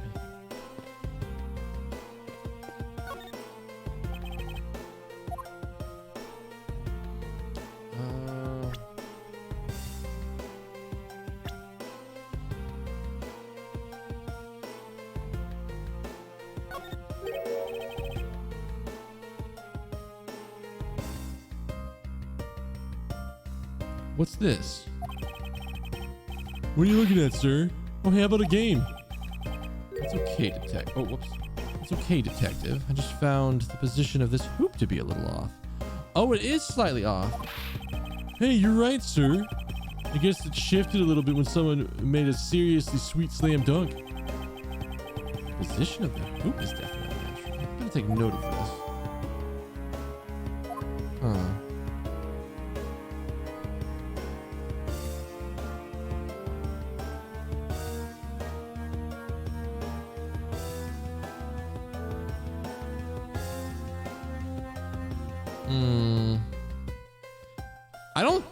I legit don't think there's anything else down here to examine, right?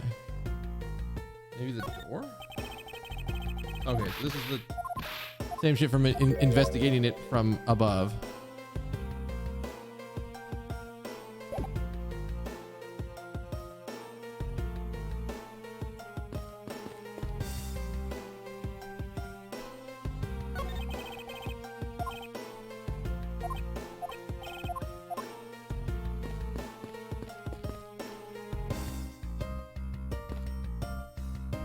Okay, this is slightly annoying to do.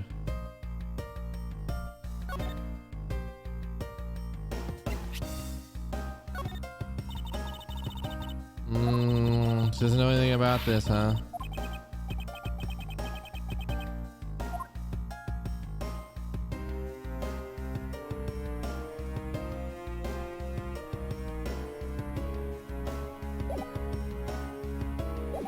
Really?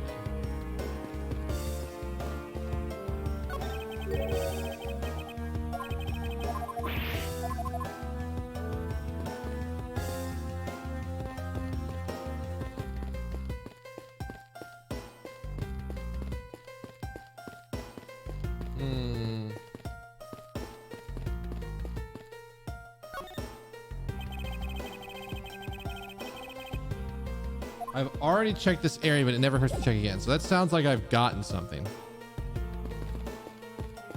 Well, I've gotten everything. Maybe Gumshoe has something? Yes, sir.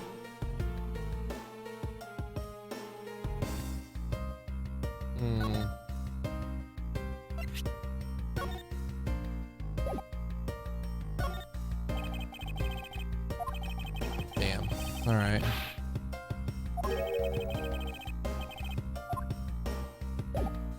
Doesn't look like there's anything over here.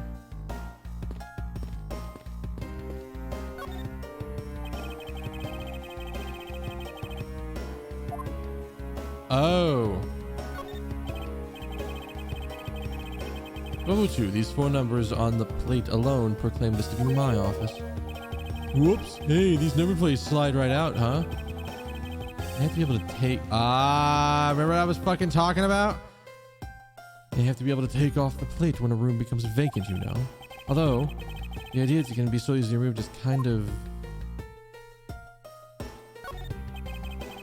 Don't see any signs of forced entry.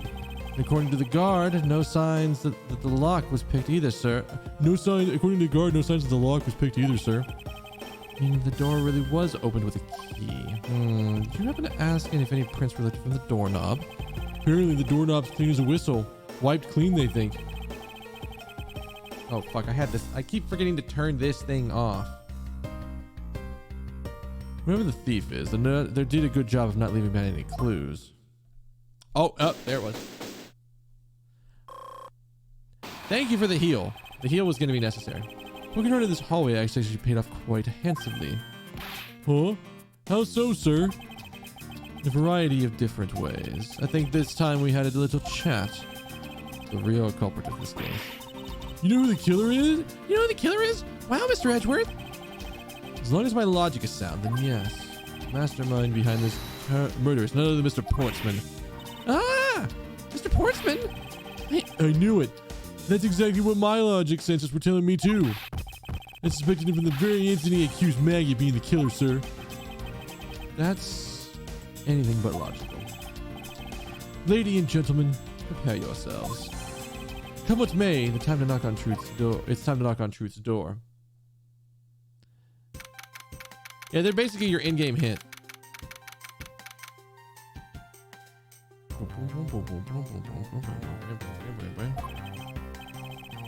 Mr. Portsman, I've finished processing all the bloody letters, sir. All right, let me take a gander at it. Oh, let me take a gander at it. Pass it here. Okay, looking good. You there, take good care of this.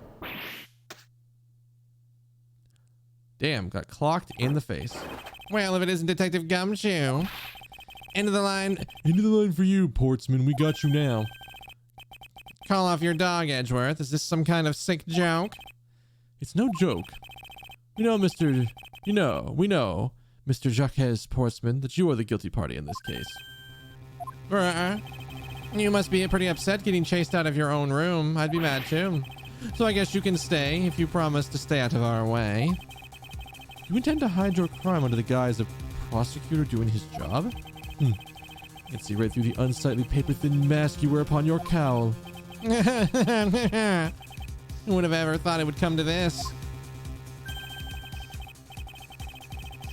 You see Gumshoe and Bird next to each other for... Yet Gumshoe doesn't basically show any signs, especially when they're... Oh. I mean, it's possible he just got over her, which would be a little weird. Especially for Gumshoe. Because Gumshoe doesn't seem the kind of guy to just do that, but who knows? Actually, come to think of it, your mentor was Manfred von Karma, right? He was. The legendary prosecutor who never lost a single case for 40 long years.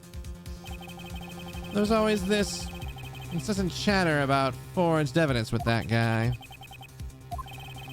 Really teaches me that I've got to stay on the lookout for false accusations, you know.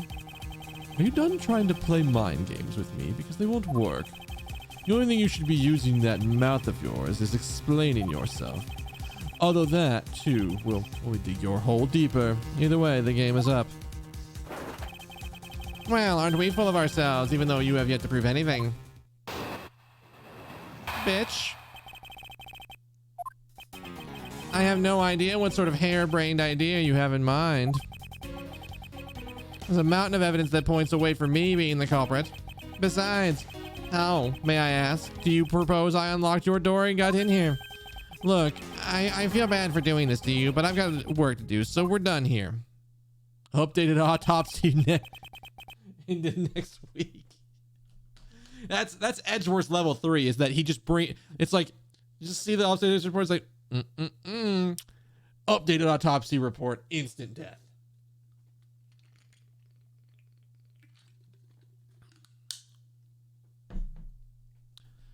Sorry, but we're not finished yet.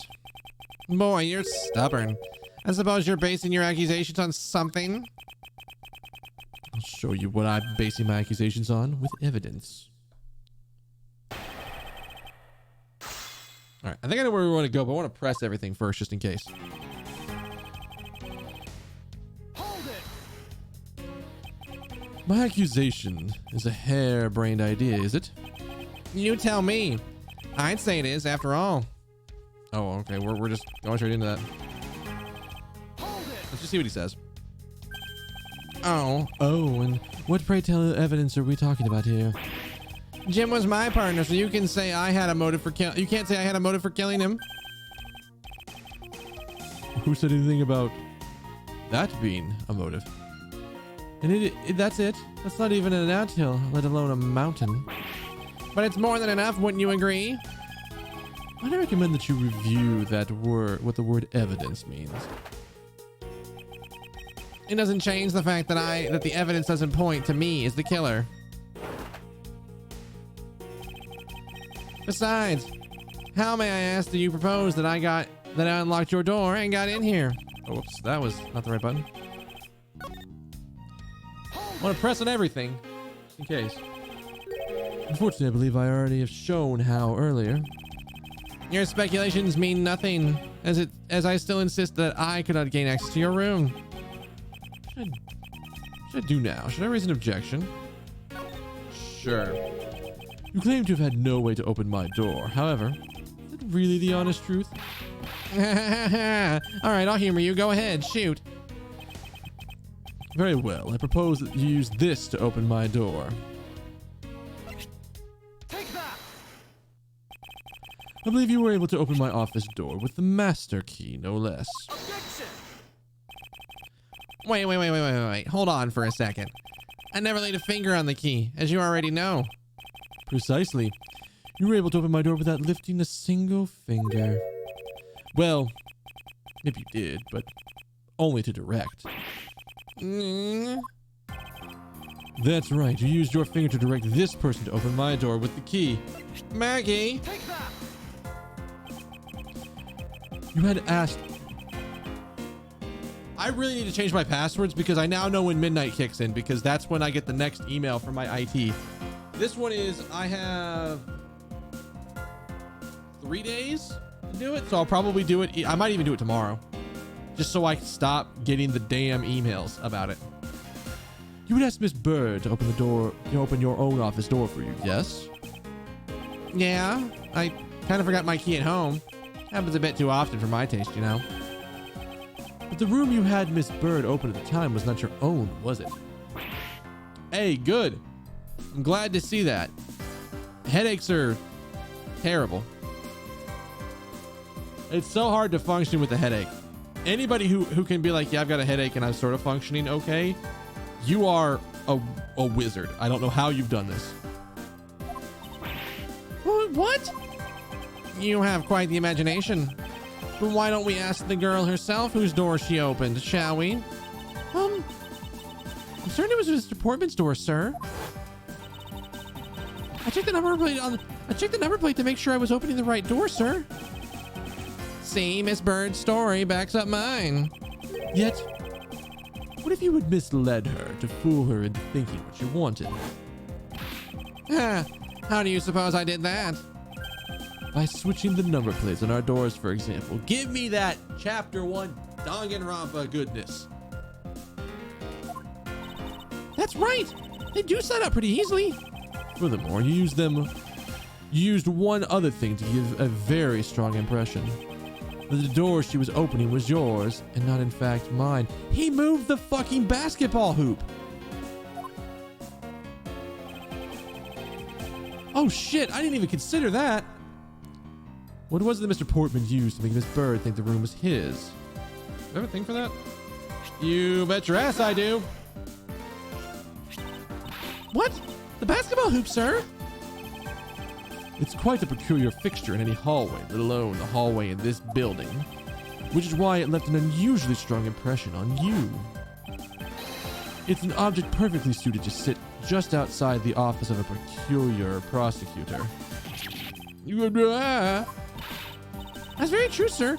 There was a basketball hoop sitting there. I thought the door I was opening had to be Mr. Portman's.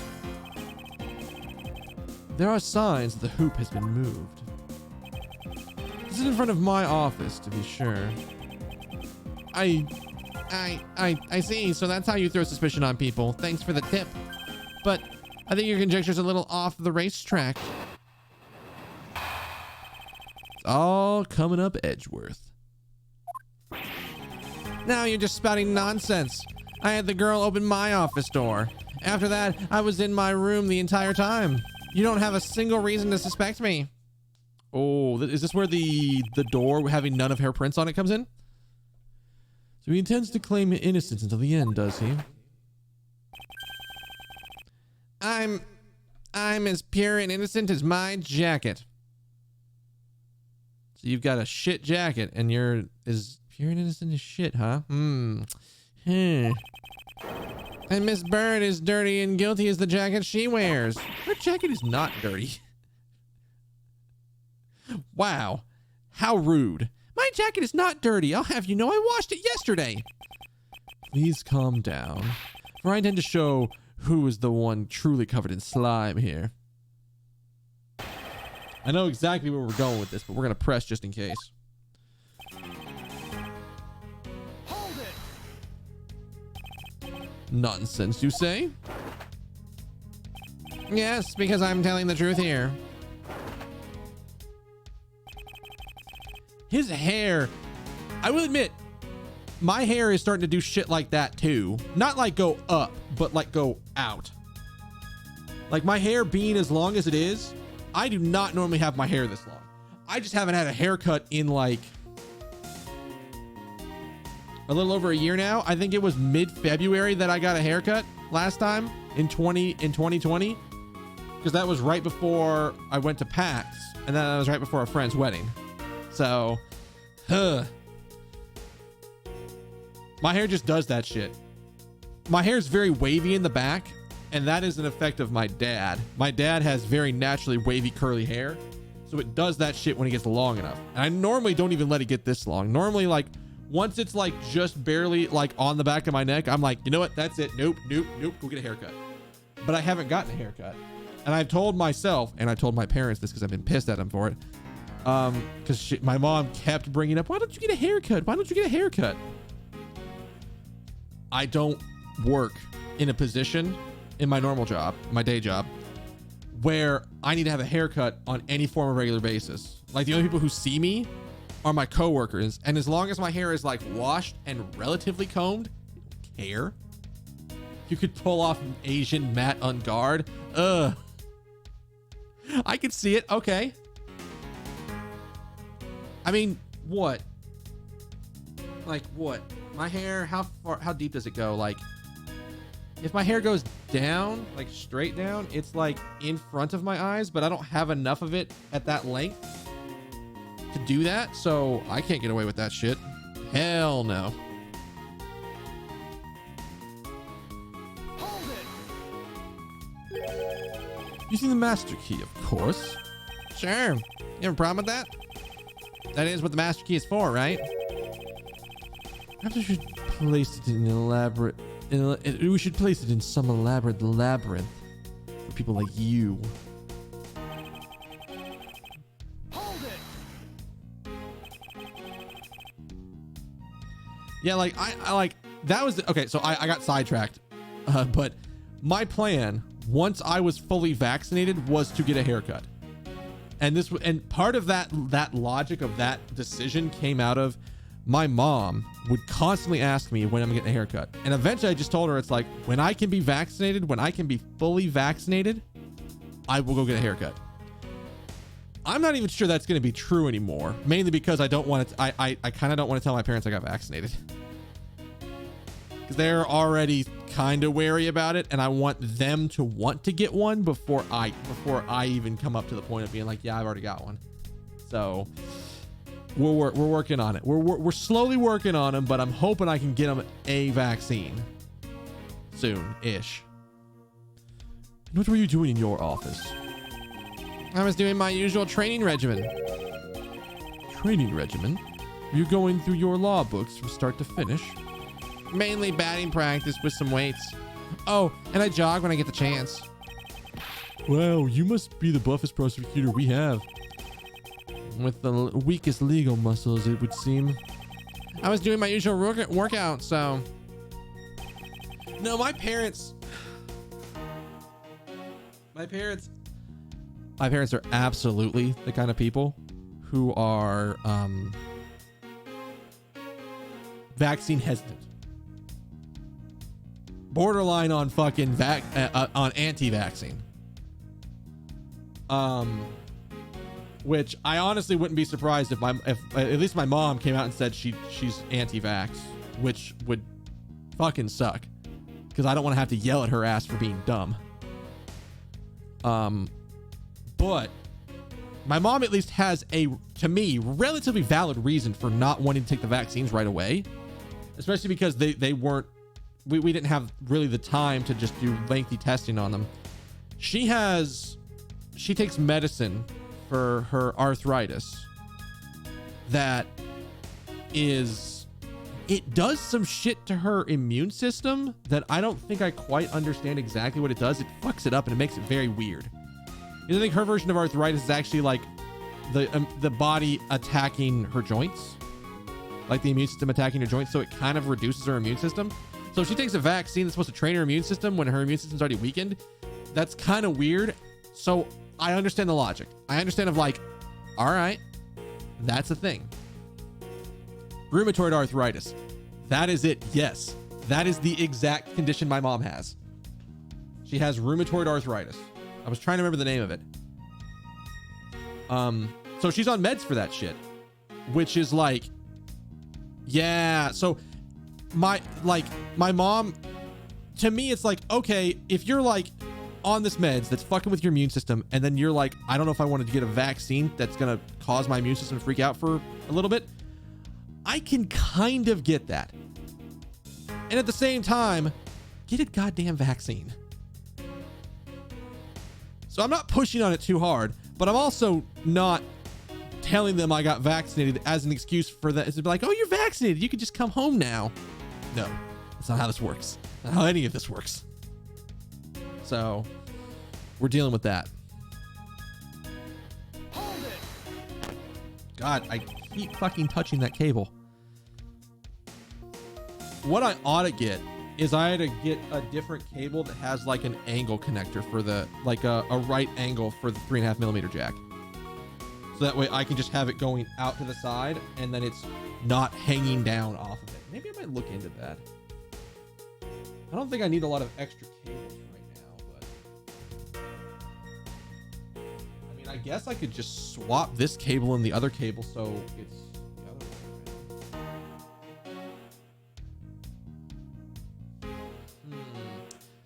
Think about that after stream. Actually given you quite a few reasons. Objection. But none of this would stand up on their own. Objection. Then what about all the evidence? Objection. Ooh. It's all circumstantial. No judge would ever convict on such flimsy evidence. He seems to be trembling a little bit. One more little push. All I have to do is find a flaw in his testimony. All right, I think I know where it is. Oh, it's this one with his door not having her prints on it. Objection. Oh, the finger waggle. He's got him. I had your door dusted for prints. My door? What for? Come on. I bet you didn't find anything. You sure are good at wasting time. You're right. I didn't find anything. And definitely not Mrs. Bird's fingerprints. Her prints? Like, what do they have to do with anything? Let's put it this way. If she really was the one who opened your door, then her prints should naturally be on the doorknob she touched. Further, if all the prints on my office doorknob have been wiped clean off, I can only assume it's because Miss Bird's fingerprints were on it. They should just like schedule people to come in between a week and a half for a second shot. Yeah. I even think they were like, you could do sooner. Like, I don't like 28, I think was the original estimation, but I think I might have even seen something about like you could do 21 days. But like, it's more about like not rewarding my parents for behavior that I don't agree with. Let's just put it that way. And like, I understand that like my dad caught COVID. My dad actually had it, and thankfully he had a relatively mild case of it. But, oh, really? Interesting. Oh yeah, no, you did. We can talk about this in a second. Well, I guess, so around Christmas time when I went home, which again, looking back on it, shouldn't have fucking done. Because I got lucky. I went home for Christmas and then I left and then I came back here for a couple of days. And then on fucking Christmas or New Year's Eve, my dad calls me. He's like, hey, I have COVID. Go get tested. Now, here's the thing. More than likely, I think he caught it after I left. Now, and also at the same time, I was constantly wearing my mask around the house and I was not near them. Like, if I could be 6 feet away from them in any possible instance, I was away from them. So my guess is that he caught it after I did. Because the thing is, I immediately got tested that day and I did not have COVID. So I was fine there. So he might be going, well, I already had COVID. What do I need the vaccine for? And I've been trying to like ram into his brain that if you had COVID and get the vaccine, you're going to have even better of an immune system response than just the one time you had COVID and it was kind of mild. So I'm like, get a damn vaccine. Keep drilling this into my parents' head until they listen to me. But yeah, he was fine. He had like a slight fever. He was kind of tired and he had some like body aches and maybe was coughing a little bit, but it was never to the point where he couldn't breathe. It was never to the point where he had to work. He had to like go to the hospital or anything. And somehow, I don't understand how this one worked out. My mom never caught it living in the same house.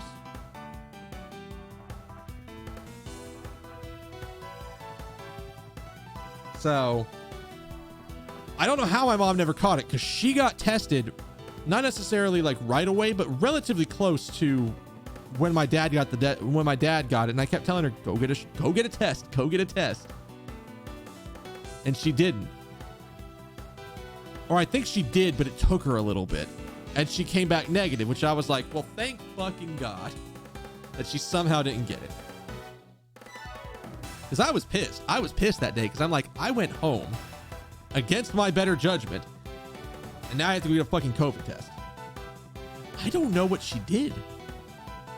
I don't know, like my guess. I mean, we have extra guest rooms in the house. She might have just gone and slept in one of the guest rooms for like a little bit until dad got there. Like wore a mask around him, probably made him wear a mask when he was around, and then just did what she could to take care of him. But like, I don't know. I should ask her about that at some point. Yeah. Well, that doesn't change the fact that I was in my room the entire time. Is it really a fact? Or is it fiction? Hey, would I lie to you? I have here proof that you were not in your room the entire time as you claim. If the letter by his door, he would have picked it up. Take that! This is a note that the victim left for you, Mr. Portsman. A note? It was left under your door, or did you not notice? Right here it says, but you're out. You were not in your room when the victim came to call you. So then where were you, and what were you doing? Yeah. Don't you think it's time you gave up your charade? We know you stole into my office with the intent of stealing. That's a weird turn of phrase, but all right. We know you stole into my office with the intent of stealing something from me, and Detective Faith found you out. Possibly because he heard a sound coming from a room whose occupant was on leave. Mr. Portsman, you killed Mr. Faith to silence him, and had the misfortune to return when I did. You had to threaten me as you escaped. As I said when you had the gun to my back, no one gets away with committing murder in my office. And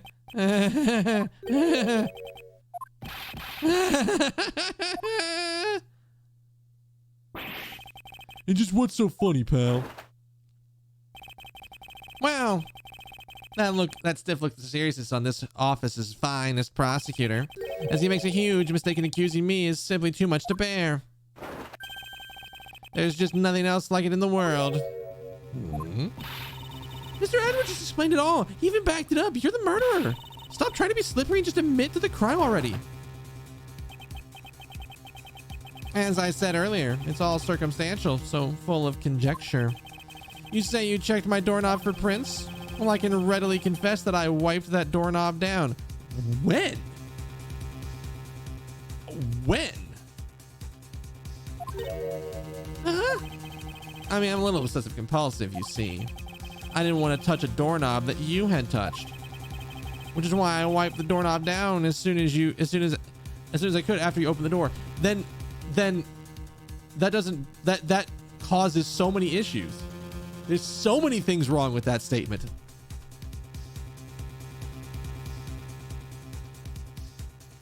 The vaccine, like, here's the thing for me, and I think this is going to happen for me when I end up going to get my second shot.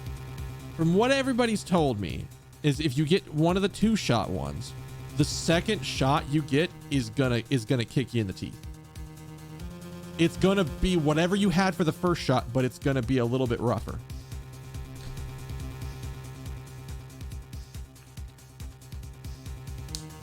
So that's a thing.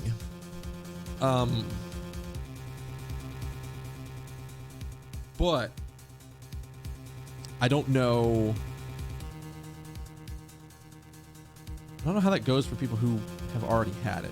Like, for example, both of my roommates got I don't know which one they got. They got one, either Pfizer or Moderna, but both of them were down for like half a day. So more than likely when they get their second shot, they're out for like 2 days.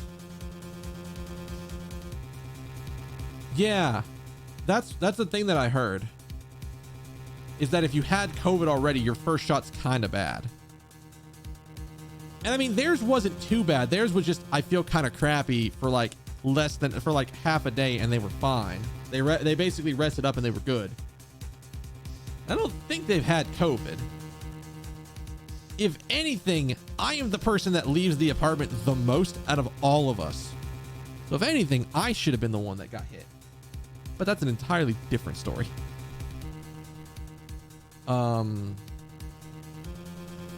Hell, there was part of me that was like, before we, looking back on it, if we didn't know when the first cases of COVID really got registered in like America in like January, I just said I fucking had it in December of 2019, because I had this like really nasty cold that just showed up and knocked me out for 3 days or 4 days. It was something like that. It was a decent chunk of time, but it was something like that.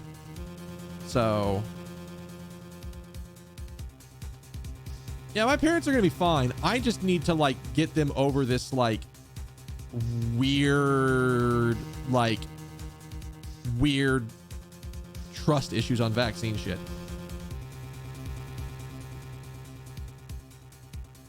You were tested for antibodies and had none? Ooh. I mean, the first shot can still be rough on you. It's just that supposedly if you've had it, it is always rough on you, but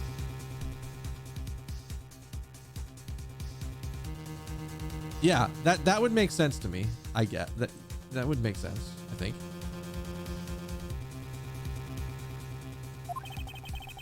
After all, it makes perfect sense that only Jim and my own prints would be on there. You made that up just now, didn't you? Furthermore, as you'll note, as for the note Jim left for me, do you know exactly when that was? For all we know, he could have left it there before I arrived at the office. Like early evening, for example. Are you saying you failed to notice a note in your doorway? Hey, even geniuses fail at times. I was probably too preoccupied with work-related matters, although that's no excuse. No, that's just a flat-out lie. There's no way you didn't notice the note that size. But you can't prove that, can you? Say something, Mr. Edgeworth. Back me up here, sir. Horseman makes a good point. I can't prove that he didn't simply overlook it. Besides, I have an airtight alibi. Airtight, you say? I only realized that I had one just now as we were talking. I guess it would have been better for all of us if I had told you sooner. Do you have an alibi? I think it's a rare. I think I got a rare metal taste.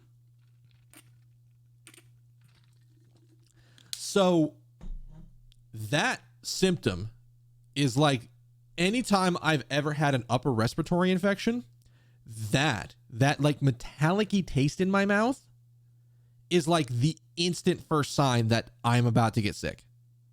Every time I've ever had that happen where I'm like, man, what's this weird, like kind of like metallic-y taste in my mouth? That is immediately followed by I am about to like I'm gonna have to go get seen by the doctor because it's I have gotten sick somehow. It's like fucking clockwork. Last year was the only year where I didn't get an upper respiratory infection, and admittedly, probably because I'm going out significantly less and wearing a mask everywhere. So I understand the reasons. I'm just like, I didn't have it, so I'm very lucky. If memory serves, you came back to the office around 2 a.m., correct? And it was then that you had an unfortunate confrontation at gunpoint with the culprit. But at exactly this time, I was down in criminal affairs. Ask around. I'm sure the other detectives will corroborate my story. It's the perfect alibi. This motherfucker just tried to updated autopsy report, the updated autopsy report king. It's not going to work. Do you really think it's that perfect? Like I said, I don't care. Ask around all you like. See for yourself. Detective Gumshoe. Sir, yes, sir. I'll go check his alibi. Sir, be right back. Mr. Hedgeworth, sir. I think we're in trouble. It's just like Mr. Portman said. The guys down in criminal affairs said they saw him around 2 a.m. You see? All of the evidence points to him being the culprit. There must be some contradictory point in his alibi somewhere. Do not try to updated autopsy report, the updated autopsy report king. Hold it! You were correct. It was around 2 a.m. Are you sure? It's really important to me that you were spot on with the time. I remember checking my watch then. There were no mistakes. It was 2. Oh God, are we gonna do the same shit again? Are we about to do the same shit again? Where Mr. Edgeworth was overseas and his watch is off. Is that what's about to happen? Are we about to pull like a Phoenix Wright 1-1 case trick? Because I feel like we're about to pull a Phoenix Wright 1-1 case trick. Or whatever first case trick, whichever one that was. There was one of them where it was like, ah yes, your clock is off. I thought it was the very first case with the thinker, but maybe I'm wrong. Oh, giving testimony like a pro. Okay, you came back to your office at 2. Hold it! It is as you say, however. Yes, however, you're not the only one who claims to have bumped into the culprit. So tell me, did you see this person's face? Was it me you saw? It was pitch black, so I couldn't actually see. Objection! Yeah, Larry and his thinker. Oh, come now. I'm sure you saw something. Try a little harder, why don't you? Beginning to feel like I'm the one being interrogated here. Oh, well, it doesn't matter if you remember or not. It only matters that you ran into the culprit. Hold it! So you paid the criminal affairs department a visit. Yep. Right after I left the prosecutor's building, I headed straight for the precinct. Hold it! We gotta think about this one. Well, we did go and ask around to confirm your testimony. It was just as I said, right? Yes, sir. Number detective said that they saw you at around that time. See? I had the perfect alibi. That's the ace I had up my sleeve. Possible. He actually does have a perfect alibi. What's wrong? Why the sullen look on your face? Don't you say anything back, Mr. Edgeworth? I think we've reached the end of the line and it's time to get off this crazy train. You there. Sir? Please escort the young lady out, but remember, be gentle. Maggie! Detective Gumshoe!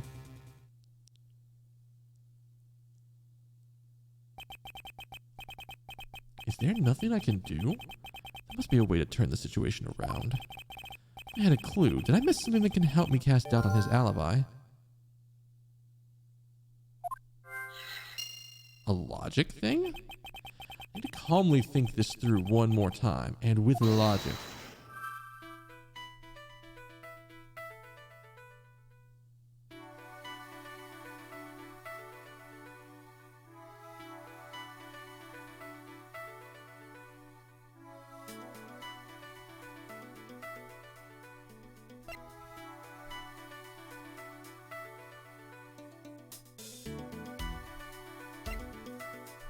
Other than the victim's gun that I found, there's been another gun at play here.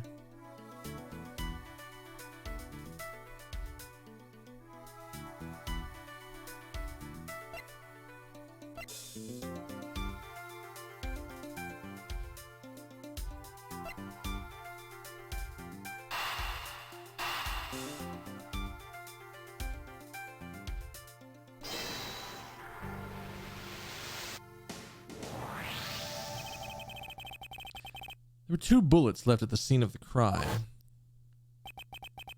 One that robbed Mr. Faith of his life, and one that nearly robbed me of my jacket.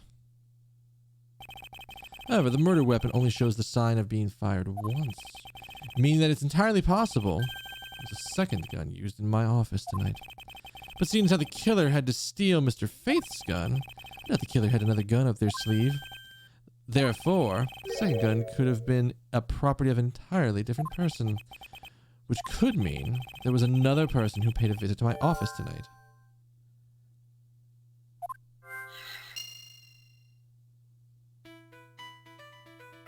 Wait, so then if somebody else visited, that means somebody else rearranged the murder, the files? Who could have done that? Supposing there was yet another visitor here tonight, that would also resolve the issue of why my shelves were upended twice. We know the shelves were disturbed once before and once after the murder, so it shouldn't be much of a stretch to think that it was the work of 2 different people. Once by the person who stole the victim's gun and then killed him with it, and once again after the murder by our second culprit, who was the owner of the second gun. We suppose that the second culprit's gun was the one that was pointed at my back. Objection! Mr. Portsman, seems that I need to amend my assumptions regarding this case. Great. So you finally come to your senses. Mr. Edgeworth! Sir, what are you saying? This had to be a big misunderstanding on my part from the start. I had assumed that the person I ran into was the killer, but that may not be the case. What do you mean? The person I ran into was just your average thief. A thief? But, sir, doesn't that cause some sort of contradiction in the facts? The guy took more time trying to find things? Yeah, I think so. Not at all. It simply means the killer was someone else. And it means, in actuality, 2 culprits stole into my office tonight. What do you mean, 2? It explains both why my shelves were disturbed twice, and how there were 2 guns. Mr. Portsman tricked Miss Bird into gaining entry into my office. Well, now you're just leading the argument. Now you're just leading the argument. You still don't have any actual proof, you know. If you could please go along with my hypothetical scenario for now, Mr. Portsman. In the end, if you really are innocent, you should have nothing to worry about. Now then, returning to my scenario, Mr. Portsman was out to steal something from me, which is why he checked my secret safe and ransacked my shelves. This is the first time. So then, this would be when the files were put back in the wrong order, right? correct. And then, just when he was about to look somewhere else, who should walk in but his own partner, Mr. Faith?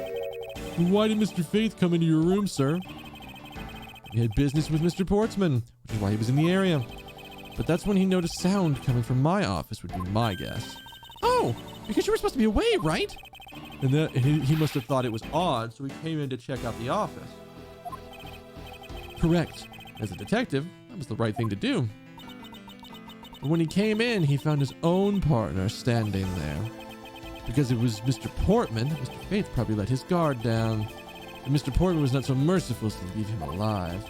He waited for the chance and stole Mr. Faith's gun, and then... bang! He killed him. He silenced Mr. Faith, catching him in the act of stealing.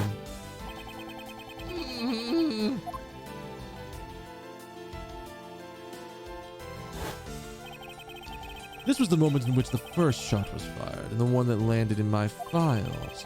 Following that, Mr. Portman wiped the gun down and left it behind as he made his exit. He could afford to do that because he'd also left a fake dying message behind. You're such a complicated troublemaker, you know that? Well, if things were as simple as that, all would be solved. However, there's yet another visitor to my room, and this is where things get complicated. There was another? Visitor, sir? Yes, and this person's objective was to steal something from me. Now then, even after Mr. Portsman's left, the door to my office remained unlocked. However, this new visitor had no way of knowing that, and so they stole the master key from the security guard's room, and then entered my room and searched through my shelves. This was the second time they were disturbed, and it seems the thief found their prize. The stolen zero file, right, sir? Correct. Only, just as the thief was about to leave with the file, I appeared. The thief then threatened me with their own gun and made their escape. The second bullet was fired during that brief encounter. So the shelves getting messed up twice, and the two bullets was all because there's two different people doing these things at two different times? Precisely. Now, do you see, Mr. Portsman? The person I met was just a thief, and was not in fact Mr. Faith's killer. Your alibi for the time frame in which I ran into the other person is now irrelevant. Because we now know that the murder took place during the first culprit's visit. Ah! What's so funny, pal? Absolutely. Oh, God. Wow. Hang on. Absolutely splendid. Your scenario explains everything.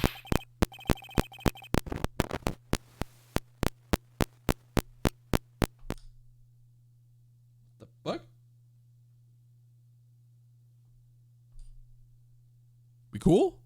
We cool, Cable? You done fucking around? Of course it does, Mr. Edge. It's Mr. Edgeworth and all. But you know, it still doesn't change the fact. It's all circumstantial. Supposing if, and that's a big if, your theory is right, it would indeed render my alibi, which has withstood your scrutiny, mind you, irrelevant. But there is still one defining point for your argument, which you have no evidence. Your supposition that I was the first visitor. Mr. Edgeworth, you can't let him get away with that, sir. But he has a point. I have absolutely no proof of that. Don't say that, sir. I don't believe this. Don't worry, Maggie. I'll do something if I must. You know something? I find your attitude to be somewhat peculiar, Mr. Edgeworth. If the person you met was really just a plain old thief, then why is that person not your main suspect? That is, your theory is correct. That's a good point. Like, my brain for a second thought, wait, how the fuck do I get into his voice again? I like forgot about it for a second. That thief you ran into should be your real suspect, wouldn't you say? We should be out there looking for that thief right now. They might still be nearby. I hate to repeat myself, but I've already said I was training in my room. And when Jim came to deliver some evidence to me, I was out at criminal affairs. So I can't be expected to know what happened around here after I left. Do you think we should be out there looking for the thief? Of course. Now isn't the time to be wasting on the dead-end discussion.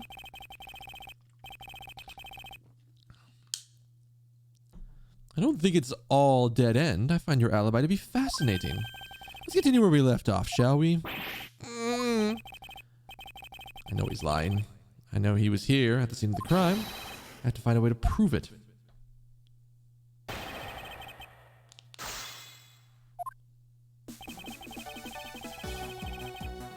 Hold it.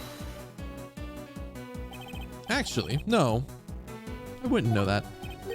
Oh, why not? It's elementary. The dying message, of course. Mr. Fate's killer very clearly left those letters on the spines of those files. And it was after they were there that the thief stole one of them. You mean the 0 files, right? And that's how we also know that the letters themselves were not set up. Were a setup and not for Mr. Fate. If the thief was the killer, do you think they would try to undermine themselves? Maybe the killer just didn't think of that either. Yes, that must be it. Maybe, just maybe. Hold it. Once escaped, I highly doubt a thief would linger nearby. Well, you never know. Maybe they didn't get what they were really after. Oh, you talk like you know quite a bit about this thief. It's nothing like that. I have no idea about anything after all. Hold it. I'm actually still not sure it's not him. But according to Mr. Fate's note... Hold on. I thought we already cleared that up. Didn't we say that Jim left that note for me in the earlier in the evening? If you have proof that he left it at a different time, say just before he was murdered. I don't have anything, no. You see? So I insist again that I was in my office the entire time. Hold it. Why did you go there with, Mr. Fate? That's because he said he was tired and was going to take a quick nap. You know those sofas in the hallway? He likes to sleep on those. It's one of his habits. And what of the evidence he brought? They were things related to yesterday's case. 2 items, a gun, and a pendant. I mean, The fucking thing he's wearing right now. wait. Wasn't it 3 pieces of evidence? 3 pieces of evidence. Hang on. Bitch. Mind saying that again? Interesting. This testimony's too crucial to let it slip through the cracks. Bitch. Objection. I don't think so. Only 2 pieces. I believe the proper phrase here is you fail. Excuse me? You want to say that one more time, motherfucker? You fail as a prosecutor, Mr. Portsman, as you intend to keep evidence hidden from me. What are you talking about? I haven't hidden anything from you. Well, here's a piece I think you should read carefully. It says that Mr. Fate was bringing 3 pieces of evidence. Yes, and this is the victim's real dying message to you, Mr. Portsman. I can't believe to get tripped up by simple arithmetic. No, my one weakness. Where is it? Where's the missing piece of evidence? It's. You have it, don't you? Only the guilty would make such a face. Is it the jacket? Is it the jacket? Detective Gumshoe? You don't have to say it. You don't have to say it, sir. I'll pat the guy down from head to toe.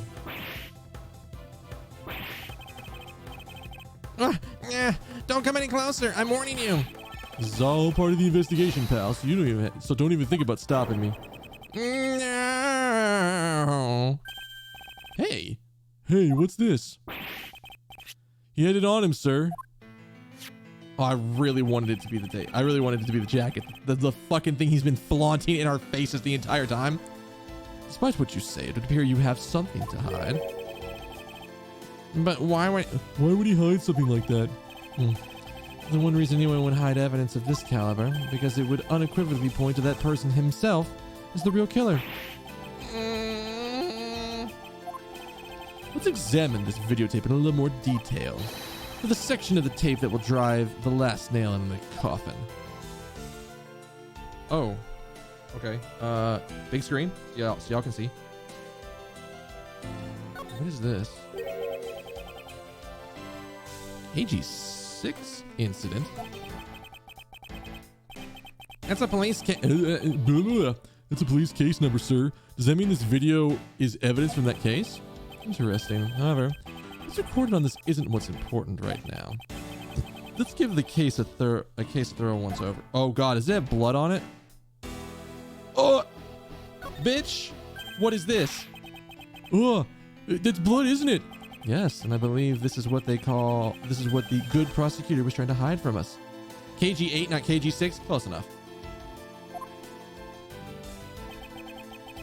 This blood is still fresh.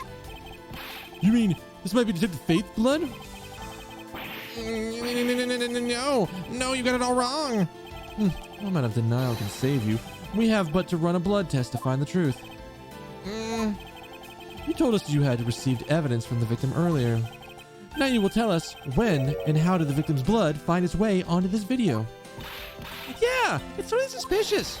Was it at the moment of his death? Did Detective Faith have this videotape on his personage when you killed him? You know very well there's no way to prove that. Not even if it were to examine the tape for fingerprints?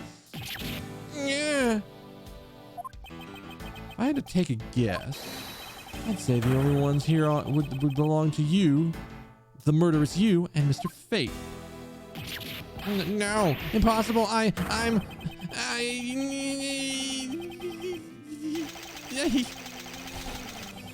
He's going to town on it. Oh no. Is he trying to, what the fuck? March 14th, 5:47 a.m. High Prosecutor's Office is room 1202. Mr. Portman's been placed under arrest for the murder of Detective Buddy Faith, sir. Very good. And the results we got back from the lab techs on those tape turned out to be real solid, sir. The blood work came back and it was definitely Mr. Faith's blood on there. And as a bonus, they were also able to lift a few fingerprints of a few of Mr. Faith's fingerprints as well. Thank you so much, Mr. Edgeworth. I still can't believe I got to see your cool deduction skills outside the courtroom. I'm impressed beyond words, sir. It was nothing. I'm just sorry you got caught up in all this in this murder at my office. Please, accept my apologies. Oh, it was nothing, really. Compared to what I've been through, I mean. I considered myself lucky that it was only burglary and murder this time, sir. If it had been a holdup or a hostage situation, I'd have thrown my hands up in the air.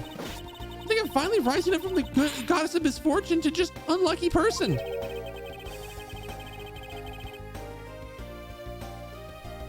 Something tells me we should have hired a different person for security detail. I know, I'm just getting a feeling here. You know something, sir? Mr. Portsman really was Mr. Portsman was one really corrupt prosecutor. Why would you say he was corrupt, sir? Well, I heard there were a number of suspicious things related to his court case. There's even rumors about how some of the evidence he uses is forged, sir. Ooh, forged evidence. And they say he even decided not to prosecute a few cases for some really vague reasons. Oh, that guy was a complete disgrace to the entire profession. We never did get around to asking what his reason was for breaking into my office. Yeah, whatever the reason, whenever we got near that topic, he just clammed up. Oh, you're pretty certain he was about to steal something. This is just between you and me, sir, but there's a rumor that some sort of huge organization is involved behind the scenes. Oh? Well, well. With Mr. Portsman not willing to divulge anything, it certainly lends credence to that rumor. It would seem that we haven't heard the last of this. Huh? Wait, then Mr. Portsman isn't the bad guy? I didn't say that. But rather, there are still many more mysteries for us to solve. For example, we still haven't figured out the significance of this piece of evidence.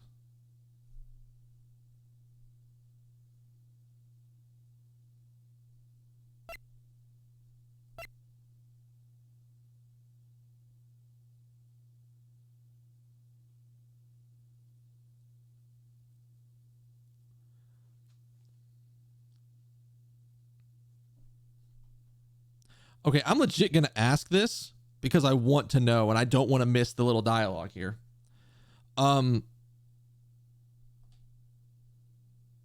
Is it the safe?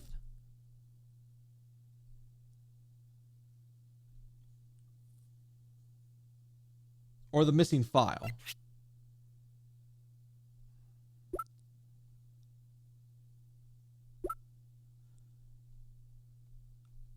Like, I could see both, but I'm thinking that the missing file is a little bit more reasonable. Maybe? I'm not sure.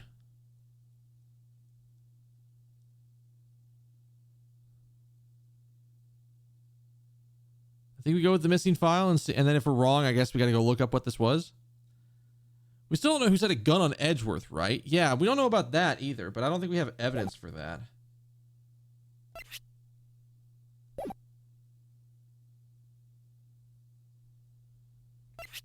I think we go with the file because clearly this is not the file that this was not this was the thing that we never really was this wasn't relevant to what the other prosecutor, what the guy did, right? It's not relevant to him. So I think it's got to be this, right? Take that! The person who stole this file, the other villain of the night. Yeah, I wonder who it was. What happened to the stolen pages? I wonder, who in the world was it that held me up at gunpoint? Mr. Edgeworth, sir. Yes? I came across this while I was prosecuting your office earlier, sir. This card. What is it, sir? Is there a bird or something on there? It's not just any bird. It's the mark of the raven. A three-legged raven. Even you should know what this is, detective.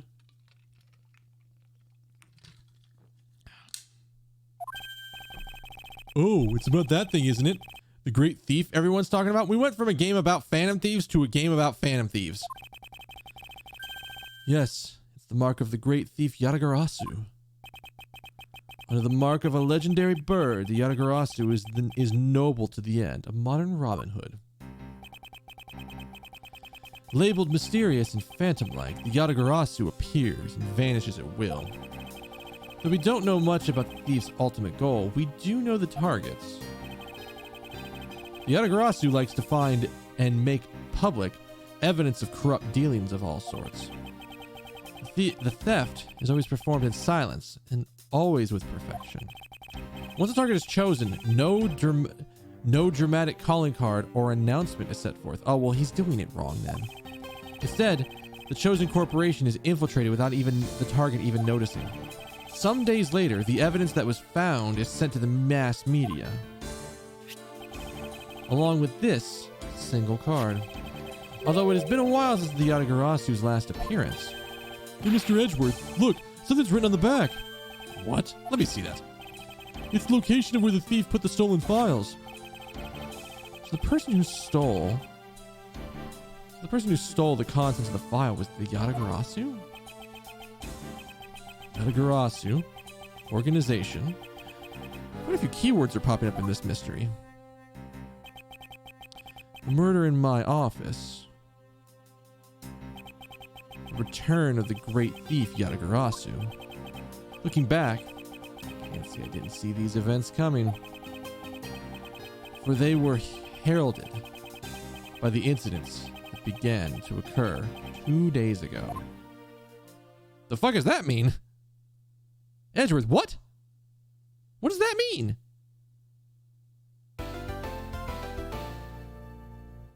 All right. Save. All right, let's at least see what the next case is, and then we'll cut her off for there. Let's at least see the next case, the intro for the case.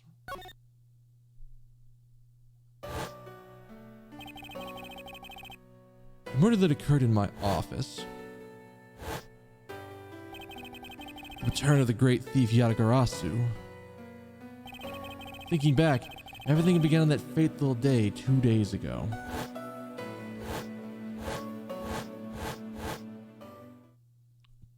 Two days earlier. What? Oh, I was like, why the fuck is he next to a pool of blood? What in the hell?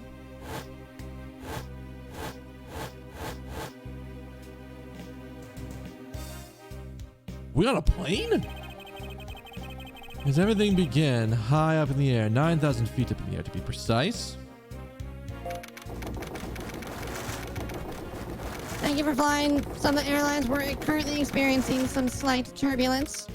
We are asking all passengers to please return to their seats and fasten their seatbelts. This is a fucking fancy ass Airplane. That is not the megaphone one. Fuck, I hit the wrong button. Someone knocked his ass out. We'll just leave it as like a demonic voice decided to reach out and talk to everybody on the plane. Okay, so some weird shit happened on a plane. All right. Okay. Okay, game.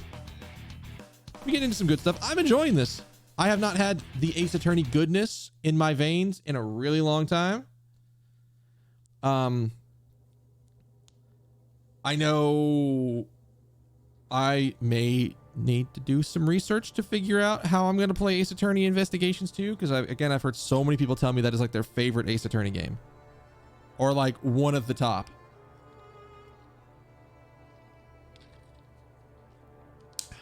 So I'll